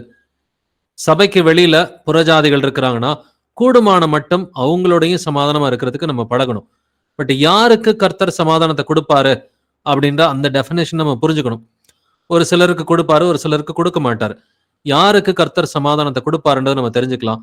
ரோமர் 2:10 வாசிக்கலாம். ரோமன்ஸ் 2:10. முன்பு யூதரிலும் பின்பு கிரேக்கரிலும் எவன் நன்மை செய்கிறானோ அவனுக்கு மகிமையும் கனமும் சமாதானமும் உண்டாகும். ஆமென். ஒருவன் யூதனாயிருந்தாலும் புறஜாதியாயிருந்தாலும் எவன் நன்மை செய்கிறானோ அவனுக்கு மகிமையும் கனமும் சமாதானமும் உண்டாகும். யாருக்குங்க சமாதானம் உண்டாகும்? நன்மை செய்கிறவர்களுக்கு சமாதானம் உண்டாகும் என்று வேதம் சொல்கிறது. வாசிக்கலாம். மத்தேயு 5:8. Matthew 5:8. சமாதானம் பண்ணுகிறவர்கள் பாக்கியவான்கள், அவர்கள் தேவனுடைய புத்திரர் என்னப்படுவார்கள். ஆமென். சமாதானம் பண்ணுகிறவர்கள் பாக்கியவான்கள், அவர்கள் தேவனுடைய புத்திரர் எனப்படுவார்கள். இப்ப சமாதானத்தை நீங்க இனிஷியேட் பண்றீங்களா இல்லையா? இது ஒரு முக்கியமான கேள்வி. சமாதானம் பண்ணுகிறவர்கள் பாக்கியவான்கள், அவங்க தாங்க தேவனுடைய புத்திரர். பட் சில நேரம் தேவனுடைய புத்திரர் ஆவதற்கு நமக்கு சில நேரம் கர்த்தர் ஒரு சிட்சையை கூட கொடுப்பார். சிட்சையை கொடுத்து கூட அவருடைய பிள்ளையா நம்மளை கன்வெர்ட் பண்ணுவாரு. வாசிக்கலாம். எபிரேயர் 12:7. ஹீப்ரூஸ் 12:7. நீங்கள் சிற்சையை சகிக்கிறவர்களாயிருந்தால் தேவன் உங்களை புத்திரராக எண்ணி நடத்துகிறார். தகப்பன் சிற்சியாத புத்திரன் உண்டோ? நீங்கள் சிட்சையை சகிக்கிறவர்களா இருந்தால் அப்பதான் தேவன் உங்களை புத்திரராக எண்ணி நடத்துகிறார். இந்த 2 வசனத்திலையும் நம்ம வந்துட்டு தேவனுடைய புத்திரர்ன்ற வார்த்தையை பார்க்கிறோம் இல்லைங்களா? சமாதானம் பண்ணுகிறவர்கள் பாக்கியவான்கள், அவங்க தான் தேவனுடைய புத்திரர்ன்றதை பார்த்துட்டோம் இல்லைங்களா? அப்ப தேவன் தம்முடைய புத்திரரை வந்துட்டு சில நேரம் சிட்சிப்பது உண்டு, கரெக்ஷன்ஸ் வந்துட்டு உண்டு. போன வாரம் நம்ம சிட்சையை குறித்து நம்ம டிஸ்கஸ் பண்ணோம் இல்லைங்களா? நீங்கள் சிட்சையை சகிக்கிறவர்களா இருந்தால் தேவன் உங்களை புத்திரராக எண்ணி நடத்துகிறார். அப்ப கர்த்தர் நம்மை சிட்சிக்கும் பொழுது நம்ம சகிச்சம்னா மட்டும்தான் தேவனுடைய பிள்ளைகள்.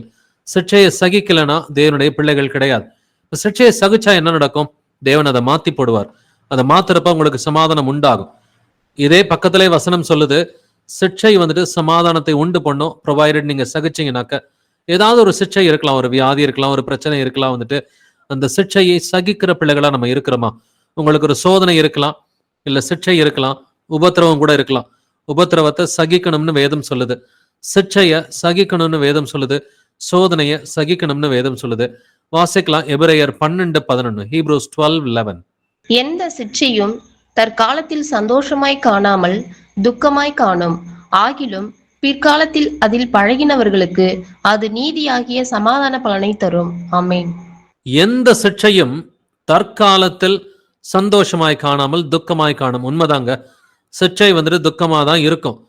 பட் பிற்காலத்தில் அதில் பழகினவர்களுக்கு அது நீதியாகிய சமாதான பலனை தரும்.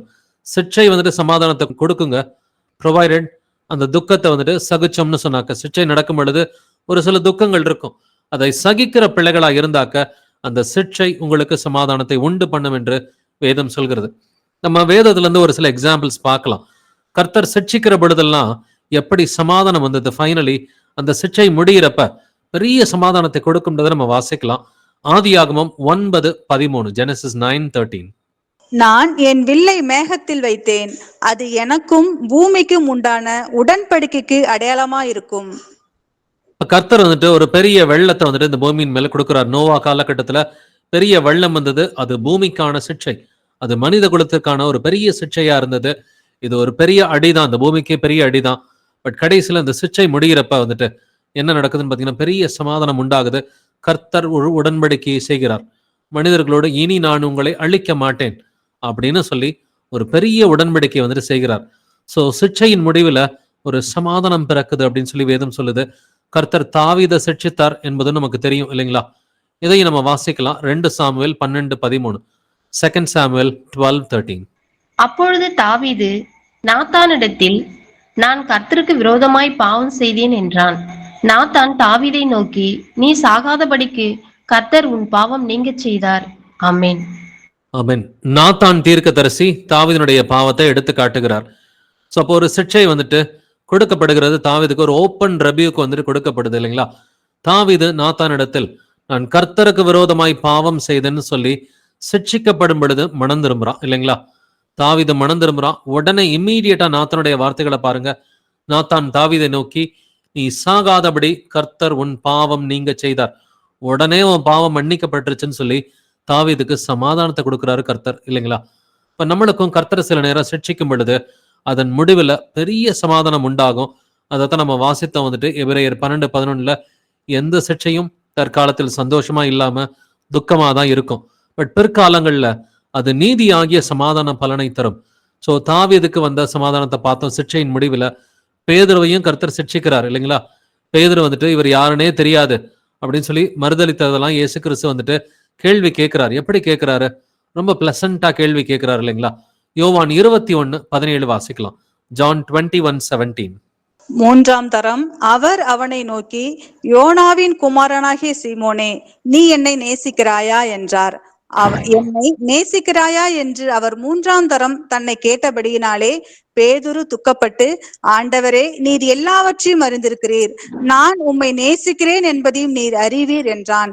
இயேசு, என் ஆடுகளை மேய்ப்பாயாக என்றார். ஆமென். இயேசு கிறிஸ்து உயிர் தெழுந்த பிறகு 3 முறை கேட்கிறார், சீமோனே, நீ என்னை நேசிக்கிறாயா? இது பேதுருவுக்கான சிட்சை தாங்க. வார்த்தையினாலே சிட்சிக்கிறார் கர்த்தர் வந்துட்டு. அவர் 3 தடவை கேட்டப்போ 3ஆவது தடவை வந்துட்டு பேதுருக்கு ரொம்ப துக்கமாயிடுது. துக்கமாயிட்டா, ஆண்டவரே, நான் உங்களை நேசிக்கிறேன் ஆண்டவரே, உங்களுக்கு தான் எல்லாமே தெரியுமே அப்படின்னு. பேதுருக்கு அந்த சிட்சையின் போது என்ன நடக்குது? துக்கம் நடக்குது. அந்த துக்கம் நடக்கிறப்ப பேதுரு மனம் திரும்புறான். எல்லாவற்றையும் சகிக்கிறான். அதனாலதான் பேதுரு பெரிய ஊழியக்காரனா வந்துட்டு இருக்கிறான். பேதுரு மூலமா தான் கர்த்தர் வந்துட்டு பெந்தகோஸ்தே அன்னைக்கு அந்த பிரசங்கத்தை வச்சு அநேகர் மனம் திரும்பும்படியா வந்துட்டு பண்றாரு. அதே போல பவுலும் வந்துட்டு தவறு பண்ணப்ப பவுலையும் கர்த்தர் சிட்சித்தார் அப்படின்றத நம்ம பாக்குறோம் இல்லைங்களா? வாசிக்கலாம் அப்போஸ்தலர் 9:9, ஆக்ட்ஸ் 9:9. அவன் 3 நாள் பார்வை இல்லாதவனாய் புசியாமலும் குடியாமலும் இருந்தான். ஆமென். அவன் 3 நாள் பார்வை இல்லாதவனாய் புசியாமலும் குடியாமலும் இருந்தான். 3 நாள் பார்வை இல்லாம இருக்கிறது வந்துட்டு எவ்வளவு ஒரு கடினமான ஒரு விஷயம் இல்லைங்களா? பட் இது கர்த்தர் வந்துட்டு அவனுக்கு ஒரு பெரிய சிக்ஷையை வந்துட்டு கொடுக்கிறார். பட் அதன் பிறகு பவுல் வந்துட்டு அந்த சிக்ஷையை ஏற்றுக்கொண்டு பெரிய ஒரு ஊழியக்காரனா வந்துட்டு மாறுறான் இல்லைங்களா? அப்ப எந்த ஒரு சிக்ஷையும் தற்காலத்தில் வந்துட்டு அது கஷ்டமா தான் இருக்கும். பட் அதை நம்ம தெரிஞ்சுக்கிட்டோம், மனம் திரும்பிட்டோம், பழகிட்டோம் அப்படின்னு சொன்னாக்க அது பிற்காலங்களில் நீதியாகிய சமாதானத்தை தரும். ஸோ சமாதானம் வந்துட்டு நம்ம கர்த்தரை தேடுறது மூலமாகவும் சமாதானம் வந்துட்டு வரும். ப்ரொஆக்டிவா கீழ்ப்படிஞ்சாலும் சமாதானம் வரும். இல்ல ரியாக்டிவா கர்த்தர் நம்ம சிட்சிக்கிற பொழுது நம்ம மனம் திரும்பினாலும் நமக்கு சமாதானம் கிடைக்கும். பட் இந்த சமாதானத்தை யார் வந்துட்டு இதை ஸ்டார்ட் பண்ணணும் அப்படின்றத நம்ம தெரிஞ்சுக்கலாம். ரோமர் 14:19 வாசிக்கலாம். ரோமன்ஸ் 14:19. ஆனபடியால் சமாதானத்துக்கு அடுத்தவைகளையும் அந்நியோனிய பக்தி விருத்தி உண்டாக்கத்தக்கவைகளையும் நாடக்கடவோம். ஆமென்.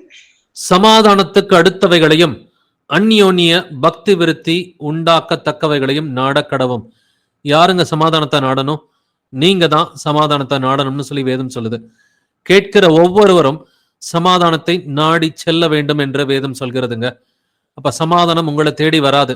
நாடக்கடவோம் அப்படின்னாக்க ஒவ்வொரு உண்மை கிறிஸ்தவரும் சமாதானம் இல்லாத பட்சத்துல உங்க இருதயத்துல சமாதானம் இல்லையா, கர்த்தர்ட்ட போய் தேடி போங்க.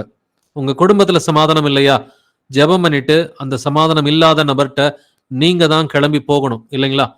3வது, வேற யாருக்கிட்டையாவது சமாதானம் இல்லையா, ஒரு சகோதரன்ட்டையோ சகோதரி கிட்ட சமாதானம் இல்லையா, அதை இனிஷியேட் பண்ணுங்க. நேர்ல போய் பார்த்தோ இல்ல போன் பண்ணியோ ஏதாவது ஒரு ரூபத்துல அந்த சமாதானத்தை நீங்க இனிஷியேட் பண்ற பிள்ளைகளா வந்துட்டு இருக்கணும். சங்கீதம் 34:14 வாசிக்கலாம். சாம்ஸ் 34:14. தீமையை விட்டு விலகி நன்மை செய், சமாதானத்தை தேடி அதை தொடர்ந்து கொள். ஆமென். தீமையை விட்டு விலகி நன்மை செய்யணும். முதல்ல சமாதானத்தை தேடி அதை தொடர்ந்து கொள். இந்த வார்த்தையை நல்லா புரிஞ்சுங்க. சமாதானத்தை யாருங்க தேடி போகணும்? நாம தான் தேடி போகணும். அதை தொடர்ந்து கொள். pursue the peace. சமாதானத்தை நாம தாங்க தொடர்ந்துகிட்டு போகணும். அது உங்களை தேடி வராது. இப்போ உங்களுக்கும் இன்னொரு நபருக்கும் நடுவில் சமாதானம் இல்லைனாக்க அவங்க உங்களை தேடி வரணும்னு சொல்லி எதிர்பார்க்காதீங்க. இது தப்பான ஒரு ஆட்டிடியூட். நாம அவங்கள தேடி போகணும். அதை இனிஷியேட் பண்ணுங்க.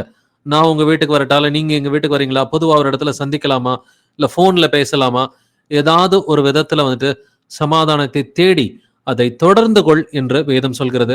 1 பேதுரு 3ஆம் அதிகாரம் வசனங்கள் 10 முதல் 11 வரை வாசிக்கலாம். 1 Peter chapter 3 verses 10 to 11. ஜீவனை விரும்பி நல்ல நாட்களை காண வேண்டும் என்றிருக்கிறவன் பொல்லாப்புக்கு தன் நாவையும் கபடத்துக்கு தன் உதடுகளையும் விலக்கி காத்து பொல்லாப்பை விட்டு நீங்கி நன்மை செய்து சமாதானத்தை தேடி அதை பின்தொடர கடவன். அதே சங்கீத வசனம் தான் பேதுருவும் சொல்றாரு. பட் அதுக்கு முன்னாடி ஒரு டிஸ்க்ளைமர், ஒரு ரைடர், ஒரு கண்டிஷன் வந்துட்டு இருக்குது.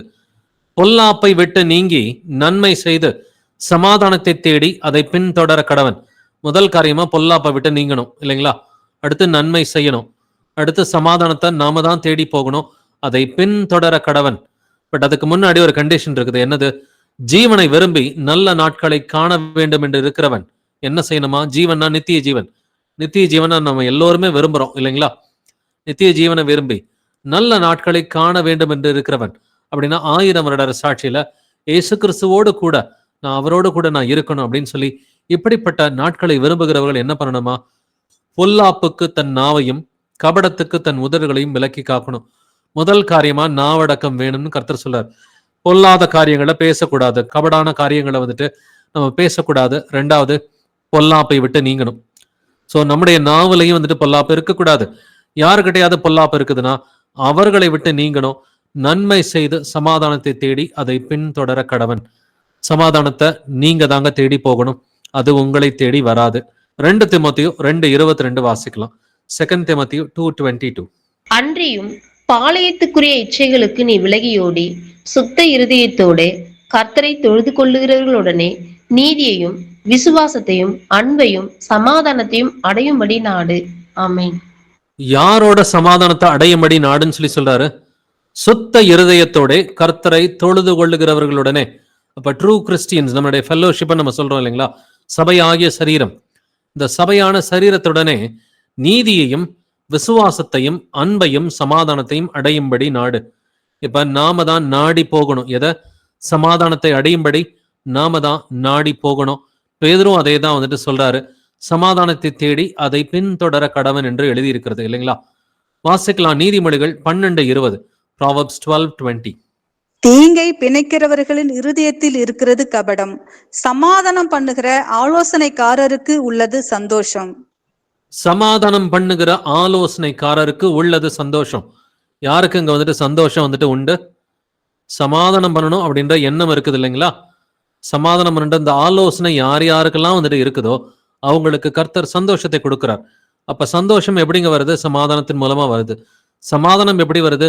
விசுவாசத்தின் மூலமா வருதுன்னு சொல்லி வேதம் சொல்லி கொடுக்கிறது. யாவரோடும் சமாதானமா இருக்கவும் பரிசுத்தம் உள்ளவர்களாய் இருக்கவும் நாடுங்கள், ஏனென்றால் பரிசுத்தம் இல்லாமல் ஒருவனும் கர்த்தரை தரிசிப்பது இல்லை.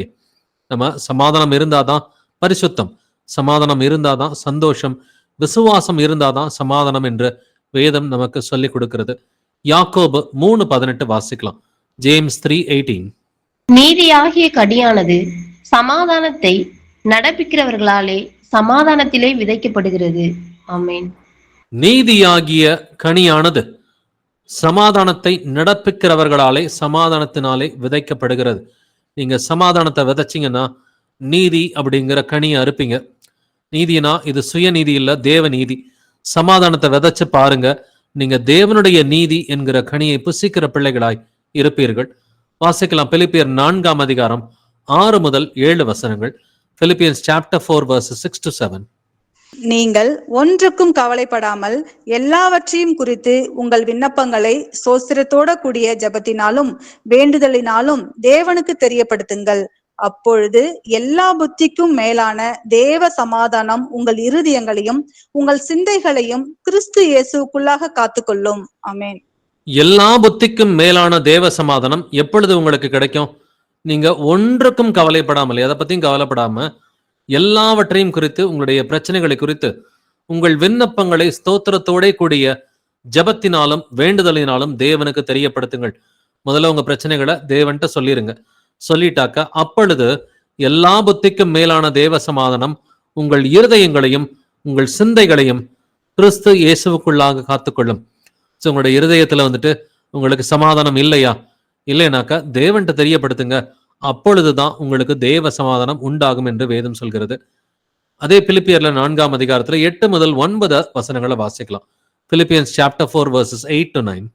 கடைசியாக சகோதரரே, உண்மை உள்ளவைகள் எவைகளோ, ஒழுக்கம் உள்ளவைகள் எவைகளோ, நீதி உள்ளவைகள் எவைகளோ, கற்புள்ளவைகள் எவைகளோ, அன்புள்ளவைகள் எவைகளோ, நற்கீர்த்தி உள்ளவைகள் எவைகளோ, புண்ணியம் எதுவோ, புகழ் எதுவோ, அவைகளையே சிந்தித்துக் கொண்டிருங்கள். நீங்கள் என்னிடத்தில் கற்றும் அடைந்தும் கேட்டும் கண்டும் இருக்கிறவைகள் எவைகளோ அவைகளையே செய்யுங்கள். அப்பொழுது சமாதானத்தின் தேவன் உங்களோடு இருப்பார். ஆமென். இங்க தேவனை சமாதானத்தின் தேவன் என்று எழுதி இருக்கிறது. சமாதானத்தின் தேவன் எப்பொழுது உங்க கூட இருப்பாருங்க? சமாதானத்தின் தேவன் எப்பொழுது உங்க கூட இருப்பாரு? உண்மை உள்ளவைகள் எவைகளோ, ஒழுக்கம் உள்ளவைகள் எவைகளோ, நீதி உள்ளவைகள் எவைகளோ, கற்புள்ளவைகள் எவைகளோ, அன்புள்ளவைகள் எவைகளோ, நற்கீர்த்தி உள்ளவைகள் எவைகளோ, புண்ணியம் எதுவோ, புகழ் எதுவோ, அவைகளையே சிந்தித்து கொண்டே இருங்கள். முதல்ல உங்களுடைய சிந்தனை எப்படி இருக்கணும்? கரெக்டா இருக்கணும். சிந்தனை கரெக்டா இருந்தா மட்டும்தான் அப்பொழுது சமாதானத்தின் தேவன் உங்களோடு இருப்பார் என்று வேதம் சொல்கிறது. அப்ப நம்முடைய சிந்தை வந்துட்டு விசுவாசத்திற்குரிய ஒரு சிந்தையா, உண்மை உள்ள சிந்தனைகளா, ஒழுக்கம் உள்ள சிந்தனைகளா, நீதி உள்ள சிந்தனைகளா, கற்புள்ள சிந்தனைகளா, அன்புள்ள சிந்தனைகளா, நற்கீர்த்தி உள்ள சிந்தனைகளா, புண்ணியத்துக்குரிய புகழுக்குரிய ஒரு சிந்தனையா இருந்துச்சுனாக்க இயேசு கிறிஸ்து சமாதானத்தின் தேவன் உங்களோடு இருப்பார் என்பதில் எந்த ஒரு சந்தேகமும் இல்லை. இந்த சிந்தையை பத்தி கர்த்தர் வந்துட்டு பேசி இருக்கிறாரு. ரோமர் 8:6 வாசிக்கலாம். Romans 8:6. மாமிச சிந்தை மரணம், ஆவியின் சிந்தையோ ஜீவனும் சமாதானமுமாம். மாம்ச சிந்தை மரணம், மாம்சத்துக்குரிய சிந்தை மரணத்துக்கு கொண்டு செல்லும். ஆவியின் சிந்தையோ ஜீவனும் சமாதானமுமாம். ஏன்னா இந்த சிந்தை வந்துட்டு இருந்துச்சுன்னா அப்பொழுது சமாதானத்தின் தேவன் உங்களோடு இருப்பார். அப்ப ஆவிக்குரிய சிந்தை இருந்தா மட்டும்தான் அது ஜீவனையும் சமாதானத்தையும் உண்டாக்கும்னு சொல்லி நமக்கு தெரியுது. நமக்கு கலாத்தியர் 5:22-23 இருக்கிற வசனங்கள் தெரியும். ஆவியின் கனியோ அன்பு, சந்தோஷம், சமாதானம், இதெல்லாம் நமக்கு தெரியும் இல்லைங்களா? அப்ப சந்தோஷம், இந்த சந்தோஷம் வந்துட்டு சமாதானத்தினால உண்டாகும் இல்லைங்களா? இந்த சந்தோஷம் சமாதானத்துல உண்டாகும். சமாதானம் வந்துட்டு இது விசுவாசத்தினால் உண்டாகும் என்று வேதம் சொல்கிறது. வாசிக்கலாம் ரோமர் 15:13. ரோமன்ஸ் 15:13. பரிசுத்த ஆவியின் பலத்தினாலே உங்களுக்கு நம்பிக்கை பெருகும்படிக்கு நம்பிக்கையின் தேவன் விசுவாசத்தினால் உண்டாகும் எல்லாவித சந்தோஷத்தினாலும் சமாதானத்தினாலும் உங்களை நிரப்புவாராக. ஆமென். எப்படிங்க வந்துட்டு உண்டாகும் அப்படின்னு சொல்லி வசனம் சொல்லுது? விசுவாசத்தினால் உண்டாகும் எல்லாவித சந்தோஷத்தினாலும் சமாதானத்தினாலும் உங்களை நிரப்புவாராக. இந்த சந்தோஷமும் சமாதானமும் எப்படிங்க உண்டாகும்? விசுவாசத்தினாலதான் சந்தோஷமும் சமாதானமும் உண்டாகும் இருந்தா அவங்க எல்லாம் எப்பொழுதும் சந்தோஷத்தோட இருப்பாங்க, சமாதானத்தோட இருப்பாங்க. விசுவாசம் குறைஞ்சு போயிடுச்சுன்னா சந்தோஷமும் குறைஞ்சு போயிடும், சமாதானமும் குறைஞ்சு போயிடும். ஒருத்தட்ட விசுவாசம் குறையுதுன்னா முதல் காரியமா சமாதானம் குறையும். இந்த விசுவாசமும் சமாதானம் ரெண்டுமே குறைஞ்சு போச்சுன்னா சந்தோஷமும் குறைஞ்சு போயிடும்னு சொல்லி வேதம் சொல்லுதுங்க. யோவான் 16:33 வாசிக்கலாம். ஜான் 16:33. என்னிடத்தில் உங்களுக்கு சமாதானம் உண்டாயிருக்கும் பொருட்டு இவைகளை உங்களுக்கு சொன்னேன். உலகத்தில் உங்களுக்கு உபத்திரம் உண்டு, ஆனாலும் திடன் கொள்ளுங்கள், நான் உலகத்தை ஜெயித்தேன் என்றார். ஆமென். ஆமென். என்னிடத்தில் உங்களுக்கு சமாதானம் உண்டாயிருக்கும் பொருட்டு இவைகளை சொன்னேன்னு சொல்லி இயேசு கிறிஸ்து சொல்றார். எதனால சமாதானம் உண்டாயிருக்கும் பொருட்டு சொல்றேன்டாரு? அடி வாங்க போறீங்கன்னு ஆண்டவர் சொல்றாரு இல்லைங்களா? உலகத்தில் உங்களுக்கு உபத்திரவம் உண்டு, உங்களுக்கு பெரிய உபத்திரவம் இருக்குன்னு சொல்லி அப்போஸ்தலர்கள்ட்ட சொல்றார். ஆனாலும் திடன் கொள்ளுங்கள், நான் உலகத்தை ஜெயித்தேன்றார். இப்ப உங்களுக்கு உபத்திரவம் இருக்குது, ஆனா இதை எதுக்காக சொல்றேன்னா உங்களுக்கு சமாதானம் உண்டாயிருக்கும் பொருட்டு சொல்றேன்டார். இப்ப நீங்க இயேசுவுக்காக கீழ்ப்படியும் பொழுது உங்களுக்கு உபத்திரவம் வரும், ஆனாலும் சமாதானமா இருங்கன்றார். உபத்திரவம் வரும்னு நல்லா தெரிஞ்சுக்கோ, தெரிஞ்சுக்கிட்டு ஊழியத்தை பாரு. உபத்திரவம் வரும்ன்றதை நல்லா தெரிஞ்சுக்கிட்டு சமாதானத்தோடு கீழ்ப்படிய ஆரம்பி. உபத்திரவம் வரும் பொழுதும் சமாதானமா இருங்கள் என்று கற்றுக் கொடுக்கிறார். அப்படின்னா உபத்திரவம் வந்தாலும் பரவாயில்ல, கர்த்தர் நிமித்தம் எனக்கு உபத்திரவம் வந்தாலும் பரவாயில்லன்னு சொல்லி சமாதானத்தோட இருந்தீங்கன்னாக்க அந்த உபத்திரவம் உங்களுக்கு சந்தோஷமாய் மாறும். 1 தெசலோனிக்கர் 5:12-13 வசனங்களை வாசிக்கலாம். 1 Thessalonians chapter 5 verses 12-13. அன்றியும் சகோதரரே, உங்களுக்குள்ளே பிரயாசப்பட்டு கர்த்தருக்குள் உங்களை விசாரணை செய்கிறவர்களாய் இருந்து உங்களுக்கு புத்தி சொல்லுகிறவர்களை நீங்கள் மதித்து அவர்களுடைய கிரியையை நிமித்தம் அவர்களை மிகவும் அன்பாய் எண்ணிக்கொள்ளும்படி உங்களை வேண்டிக் கொள்ளுகிறோம். உங்களுக்குள்ளே சமாதானமாய் இருங்கள். ஆமென். உங்களுக்குள்ளே சமாதானமா இருங்கள் என்று இந்த வசனம் முடியுது இல்லைங்களா? பட் இதுக்கு முந்தின வசனத்தோட கமா போட்டு தான் வந்துட்டு வருது. சகோதரரே, உங்களுக்குள்ளே பிரயாசப்பட்டு கர்த்தருக்குள் உங்களை விசாரணை செய்கிறவர்களாய் இருந்து உங்களுக்கு புத்தி சொல்லுகிறவர்களை நீங்கள் மதித்து. அப்ப யாரை மதிக்கணும்னு சொல்லி சொல்றாரு கர்த்தர்? வந்துட்டு உங்களுக்குள்ளார பிரயாசப்படுறவங்க யாருங்க? டெய்லி உங்களுக்கு வசனத்தை கொடுக்குற சகோதரர்களை கர்த்தர் கொடுத்திருக்கிறார் இல்லைங்களா? திங்கள், செவ்வாய், புதன், வியாழன்னு சொல்லி ஒவ்வொரு நாளும் உங்களுக்கு ஆன்லைன்ல வசனத்தை கொடுக்கறதுக்கும் உங்களை வழிநடத்துறதுக்கும், அதே போல உங்களுடைய ஊர்ல வந்துட்டு சபை கூடுதல் நடக்கும் பொழுது உங்களுக்கு வசனத்தை போதிக்கிற போதகர்களை கர்த்தர் கொடுத்திருக்கிறார் இல்லைங்களா? இப்படிப்பட்ட நல்ல அன்புள்ள சகோதரர்களை, மூப்பர்களை, உதவிக்காரர்களை, போதகர்களை கர்த்தர் கொடுத்திருக்கிறாரு. இப்படிப்பட்ட பிரயாசப்படுகிற சகோதரர்களை வந்துட்டு கர்த்தருக்குள் உங்களை விசாரணை செய்கிறவர்களை வந்துட்டு நீங்கள் மதித்து அப்படின்னு வேதம் சொல்லுது.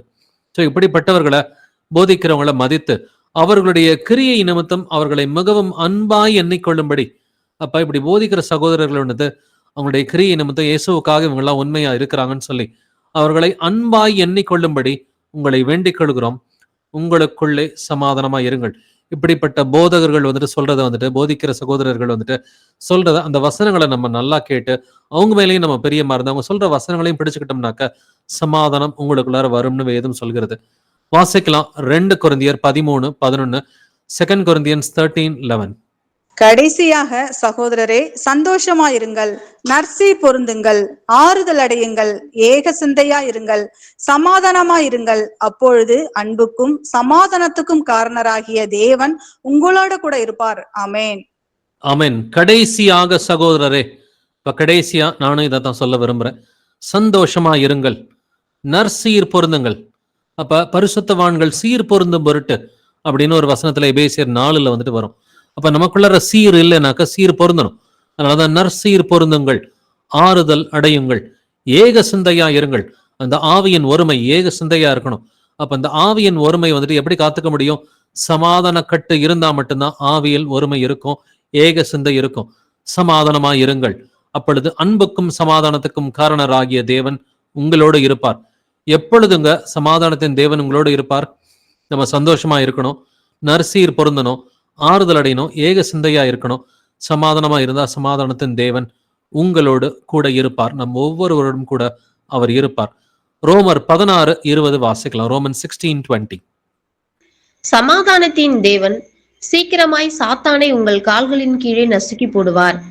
நம்முடைய கர்த்தராகிய இயேசு கிறிஸ்துவினுடைய கிருபை உங்களுடனே கூட இருப்பதாக. ஆமென். ஆமென். நிறைய நேரம் சமாதானத்தை கெடுக்கிறது வந்துட்டு பிசாசு. சமாதானத்தை கெடுக்கிறதுக்கு எல்லா வாய்ப்புகளும் உண்டு. பிசாசு ஒரு சிலருக்கு மாம்ச சிந்தையை உண்டு பண்ணிடுவான். இந்த பிசாசின் மூலமா வருகிற மாம்ச சிந்தையின் மூலமாக சமாதானம் கெட்டு போயிடும். அப்படின்னா நீங்க அந்த பிசாசை ஜெயிக்கணும் இல்லைங்களா? அதுக்கு சமாதானத்தின் தேவன் தான் உங்களுக்கு உதவி செய்ய வேண்டும். சமாதானத்தின் தேவன் சீக்கிரமாய் சாத்தானை உங்கள் கால்களின் கீழே நசுக்கி போடுவார். அப்ப தேவன் சமாதானத்தின் தேவனா இருக்கிறார். அப்ப உங்களுக்குள்ளார உங்களுடைய பர்சனலா உங்க இருதயத்துல சமாதானம் இல்லைனாக்க, உங்க குடும்பத்துல சமாதானம் இல்லைன்னா, இல்ல ஒரு சகோதரன் சகோதரிக்கு நடுவுல வந்துட்டு ஒரு சமாதானம் இல்லைனாக்க, சமாதானத்தின் தேவன் சீக்கிரமாய் சாத்தானை உங்கள் கால்களின் கீழே நசுக்கி போடுவார். அப்ப சமாதான கர்த்தர் இயேசு கிறிஸ்துவ நாம் நாடி செல்ல வேண்டும். 2 தெசலோனிக்கர் 3:16 வாசிக்கலாம். 2 Thessalonians 3:16. சமாதானத்தின் கர்த்தர் தாமே எப்பொழுதும் சகல விதத்திலும் உங்களுக்கு சமாதானத்தை தந்தருள்வாராக. கர்த்தர் உங்கள் அனைவரோடும் கூட இருப்பாராக. ஆமென். சமாதானத்தின் கர்த்தர் தாமே எப்பொழுதும் சகல விதத்திலும் உங்களுக்கு சமாதானத்தை தந்தருள்வாராக. சமாதானத்தின் தேவன் ஒருவர் தாங்க உங்களுக்கு எல்லா காரியத்திலையும் சமாதானத்தை கொடுக்க முடியும். எந்த மனுஷனும் கொடுக்க முடியாது. நான் போதிக்கிற சகோதரர்களை கேட்டீங்கன்னா ஒரு சில வசனங்கள் கொடுப்பாங்க. அந்த வசனங்களை நீங்க இம்ப்ளிமெண்ட் பண்ணா உங்களுக்கு சமாதானத்தை கொடுக்கிறவர் யாருங்க? சமாதானத்தின் கர்த்தர் ஒருவர், இயேசு கிறிஸ்து ஒருவரால் மட்டுமே உங்களுக்கு சமாதானத்தை கொடுக்க முடியும். அப்ப உங்க இருதயத்துல சமாதானம் இல்லையா? உங்க குடும்பத்துல சமாதானம் இல்லையா? இல்ல உங்களுடைய சகோதரன் சகோதரி மத்தியில எங்கிட்டாவது சமாதானம் இல்லையா? வேலை தளத்துல சமாதானம் இல்லையா? சமாதானத்தின் தேவன் ஒருவர் மாத்திரமே உங்களுக்கு சமாதானத்தை கொடுக்க முடியும். அப்ப சமாதானத்தை தேடி அதை பின்தொடர் கடவன். சமாதானம் பண்ணுகிறவர்கள் பாக்கியவான்கள், அவர்கள் தேவனுடைய புத்திரர் எனப்படுவார்கள் என்று வேதம் சொல்கிறது. கடைசியான வசனத்தை வாசிக்கலாம். ரோமர் 15:33. சமாதானத்தின் தேவன் உங்கள் அனைவரோடும் கூட இருப்பாராக. ஆமென். சமாதானத்தின் தேவன் உங்கள் அனைவரோடும் கூட இருப்பாராக. Amen. Praise Lord brothers and sisters. ஒரு ஜெபத்தோட இன்னைக்கான பைபிள் ஸ்டடியை நம்ம நிறைவு செய்யலாம். எங்கள் கர்த்தராகிய இயேசு கிறிஸ்துவே, எங்கள் அப்பா தந்தையே, உம்மை போற்றுகிறேன், உம்மை புகழுகிறேன், உம்மை வாழ்த்தி வணங்கி உம்மை ஆராதிக்கிறேன், உம்மை துதிக்கிறேன், உமக்கு நன்றி செலுத்துகிறேன், நமக்கு ஸ்தோத்திரம் செலுத்துகிறேன். ஆண்டவரே, எங்கள் கர்த்தராகிய இயேசுவே, நீர் நல்லவர், வல்லவர், பரிசுத்தர், தூயவர், நீர் இரக்கமுள்ளவர், நீர் சாந்தமுள்ளவர், நீர் நீதி உள்ளவர், துதியும் கனமும் மகிமையும் வல்லமையும் என்றிடமும் உடையதே. ஏசப்பா, நீர் இம்மட்டுமாய் எங்களை வந்துட்டு சமாதானத்தோடு கூட வழி நடத்தி வருகிற கிருபைக்காக ஸ்தோத்திரிக்கிறேன், நமக்கு நன்றி செலுத்துகிறேன். ஆண்டவரே, நீர் எங்களுடைய சமாதானத்தின் தேவனாய் இருக்கிறீர். நீர் எங்களுடைய சமாதானத்தின் கர்த்தர், சமாதான காரணராய் இருக்கிறீர். ஆண்டவரே, இந்நாள் மட்டும் எங்களுடைய இருதயங்கள்ல நீங்க சமாதானத்தை கொடுத்த கிருபைக்காக ஸ்தோத்திரிக்கிறேன், உமக்கு நன்றி செலுத்துகிறேன். ஆண்டவரே, இன்று வசனங்களை கேட்ட ஒவ்வொரு சகோதரனும் ஒவ்வொரு சகோதரியும் ஒவ்வொரு சிறு பிள்ளைகள், வாலிப பிள்ளைகள் எல்லோருடைய இருதயத்திலும் நீர் சமாதானத்தை ஊற்ற வேண்டுமாறு உம்மை கெஞ்சி மன்றாடுகிறேன். அதற்காக அவர்களை இயேசு கிறிஸ்துவின் நாமத்தினால் ஆசீர்வதிக்கிறேன். ஆண்டவரே, கேட்ட ஒவ்வொரு தனிப்பட்ட நபருடைய இருதயத்துல சமாதானத்தை கொடுங்கப்பா. உங்க குடும்பங்கள்ல சமாதானத்தை கொடுங்கப்பா. யாராவது ஒரு சகோதரன் சகோதரிக்கு நடுவுல வந்துட்டு ஆண்டவரே சமாதானம் இல்லைனாக்க நீர் அவர்களுக்கு சமாதானத்தை அருள வேண்டுமாறு உம்மை கெஞ்சி மன்றாடுகிறேன். ஆண்டவரே, இதுக்கு சமாதான குறைச்சலுக்கு நாங்கள் காரணமா இருந்தா ஆண்டவரே, அந்த ஒவ்வொரு சகோதரனும் சகோதரியும் மனம் திரும்பி அந்த சமாதானத்தை தேடி அதை பின்தொடர் கடவன் என்று எழுதியிருக்கிறபடி இவர்கள் சமாதானத்தை தேடுவதற்கு, அதை பின்தொடர்ந்து செல்வதற்கு நீர் கிருபை பாராட்ட வேண்டுமாறு கெஞ்சி மன்றாடுகிற ஆண்டவரே. நீங்க ஆண்டவரே, வருகிற காலகட்டம் சமீபமா இருக்கிறது. ஆண்டவரே, சமாதானத்தோட உமது சன்னதியில் காணப்படும்படி ஜாக்கிரதையா இருங்கள் என்று வேதம் சொல்கிறது. ஆண்டவரே, யாவரோடும் சமாதானமாய் இருக்கவும் பரிசுத்தமுள்ளவர்களாய் இருக்கவும் நாடுங்கள் என்று வேதம் சொல்கிறபடி நாங்கள் எப்பொழுதும் சமாதானத்தோட கூட இருப்பதற்கு எங்களுக்கு கிருபையை கொடுங்கப்பா. ஆண்டவரே, தனிப்பட்ட முறையில சமாதானம் இல்லைனாலும், குடும்பத்துல சமாதானம் இல்லைனாலும் ஆண்டவரே, நாங்கள் இந்த சமாதானத்தை உண்டு பண்ணுகிற பிள்ளைகளாய் இருப்பதற்கு கிருபையை கொடுங்கப்பா. அதனாலதான் சமாதானம் பண்ணுகிறவர்கள் பாக்கியவான்கள் என்று எழுதியிருக்கிறது. தேவ சமாதானம் உங்கள் இருதயங்களில் ஆழக்கடவது, இதற்கண்டை நீங்கள் ஒரே சரீரமாக அழைக்கப்பட்டிருக்கிறீர்கள் என்று வேதம் சொல்கிறபடி நாங்கள் ஒரே சபையாக ஒரே சரீரமாக அழைக்கப்பட்டது தேவ சமாதானத்துக்காக மட்டுமே என்பதை நாங்கள் விசுவாசிக்கிறோம் ஆண்டவரே. இந்நாள் மட்டும் நீர் எங்களுடைய சமாதானக்காரனாக இருந்த கிருபைக்காக ஸ்தோத்தரிக்கிற நமக்கு நன்றி செலுத்துகிறோம் ஆண்டவரே. ஆண்டவரே, எங்கேயாவது எங்களுக்கு ஆதி சபைகளை போல ஆண்டவரே, நாங்க அப்போஸ்தலர் 6ஆம் அதிகாரத்துல வாசிக்கிறது போல ஒரு சிறு காரியத்துக்காக சமாதானம் கெட்டு போயிட்டாலும் ஆவியானவரின் துணையோட அந்த சமாதானத்தை மீண்டும் நாங்கள் பெற்றுக்கொள்வதற்கு நீர்தாமே எங்களுக்கு ஒவ்வொரு முறையும் கிருபை பாராட்ட வேண்டுமாறு கெஞ்சி மன்றாடுகிறேன் ஆண்டவரே. தமிழ்நாடு சபைகள், கர்நாடகா சபைகள், உலகம் முழுவதும் இருக்கிற உடைய உண்மையான பிள்ளைகள் ஒவ்வொருவருக்கும் சமாதானத்தை இயேசுவின் நாமத்தினால் நாங்கள் அறிவிக்கிறோம் ஆண்டவரே. நீங்க கிருபையை கொடுங்கப்பா. எல்லோரும் ஆண்டவரே தனிப்பட்ட முறையில குடும்பங்கள்ல வந்துட்டு சபைகள்ல வந்துட்டு எல்லா சபைகளும் சமாதானம் பெற்று பக்தி விருத்தி அடைந்து ஆண்டவரே, சபைகள் எல்லாம் ஆண்டவரே உங்களுடைய வருகைக்காக பரிசுத்தம் உள்ளவர்களை காத்துட்டு இருக்கணும்னு சொல்லி ஒவ்வொரு சகோதரன் சகோதரி ஒவ்வொரு சபையும் கர்த்தராகிய இயேசுவின் நாமத்தினால் ஆசீர்வதிக்கிறேன் ஆண்டவரே. சமாதான கட்டினால் ஆவியின் ஒருமையை காத்துக்கொள்வதற்கு ஜாக்கிரதையா இருங்கள் என்று வேதம் சொல்கிறது ஆண்டவரே. நாங்களும் சமாதான கட்டினால் ஆவியின் ஒருமையை காத்துக்கொள்வதற்கு எங்கள் எல்லோருக்கும் நீர் கிருபை பாராட்ட வேண்டுமாறு கெஞ்சி மன்றாடுகிறேன் ஆண்டவரே. எங்களுடைய சமாதான கர்த்தர் இயேசு கிறிஸ்துவை நீர் ஒருவரே ஆண்டவரே. எங்களுடைய சமாதான காரணர் இயேசு கிறிஸ்துவை நீர் ஒருவரே ஆண்டவரே. எங்கள் எல்லோருடைய இருதயங்களும் நீங்க ஆண்டு கொள்ளுங்கப்பா. ஆண்டு கொண்டு உடைய வருகை மட்டும் எங்களை சீர்படுத்துங்க, எங்களை ஸ்திரப்படுத்துங்க, எங்களை பலப்படுத்துங்க, எங்களை திடப்படுத்துங்க, எங்களை பரிசுத்தப்படுத்துங்க ஆண்டவரே. உம்மால் அன்றி எங்களால் ஒன்றும் செய்ய முடியாது என்பதை நாங்கள் விசுவாசிக்கிறோம். விசுவாசத்தின் மூலமா எங்களுக்கு சமாதானத்தையும் சந்தோஷத்தையும் கட்டளையிடுங்கப்பா. யாருக்காவது சமாதானம் இல்லைன்னா அவங்க எல்லாருடைய இருதயத்திலும் இந்த சமாதானத்தை கட்டளையிட வேண்டுமாறு கெஞ்சி மன்றாடுகிறேன். இதற்காக ஆண்டவர் என்ற வசனங்களை கேட்ட ஒவ்வொரு தனித்தனி ஆத்மாவையும் உங்களுடைய குடும்பங்களையும் சபைகளையும் கர்த்தராகிய இயேசுவின் நாமத்தினால் ஆசீர்வதிக்கிறேன். எங்கள் கர்த்தராகிய இயேசு கிறிஸ்துவே, எங்கள் சமாதான கர்த்தரே, எங்கள் சமாதான காரணரே, நீர் சீக்கிரமாய் இந்த பூமிக்கு வாரும் ஆண்டவரே. இந்த பூமியில சமாதானம் உண்டாகும்படி நீர் சீக்கிரமாய் இந்த பூமிக்கு வந்து இந்த பூமியை ஆளுகை செய்ய வேண்டுமாறு கெஞ்சி மன்றாடுகிறேன்.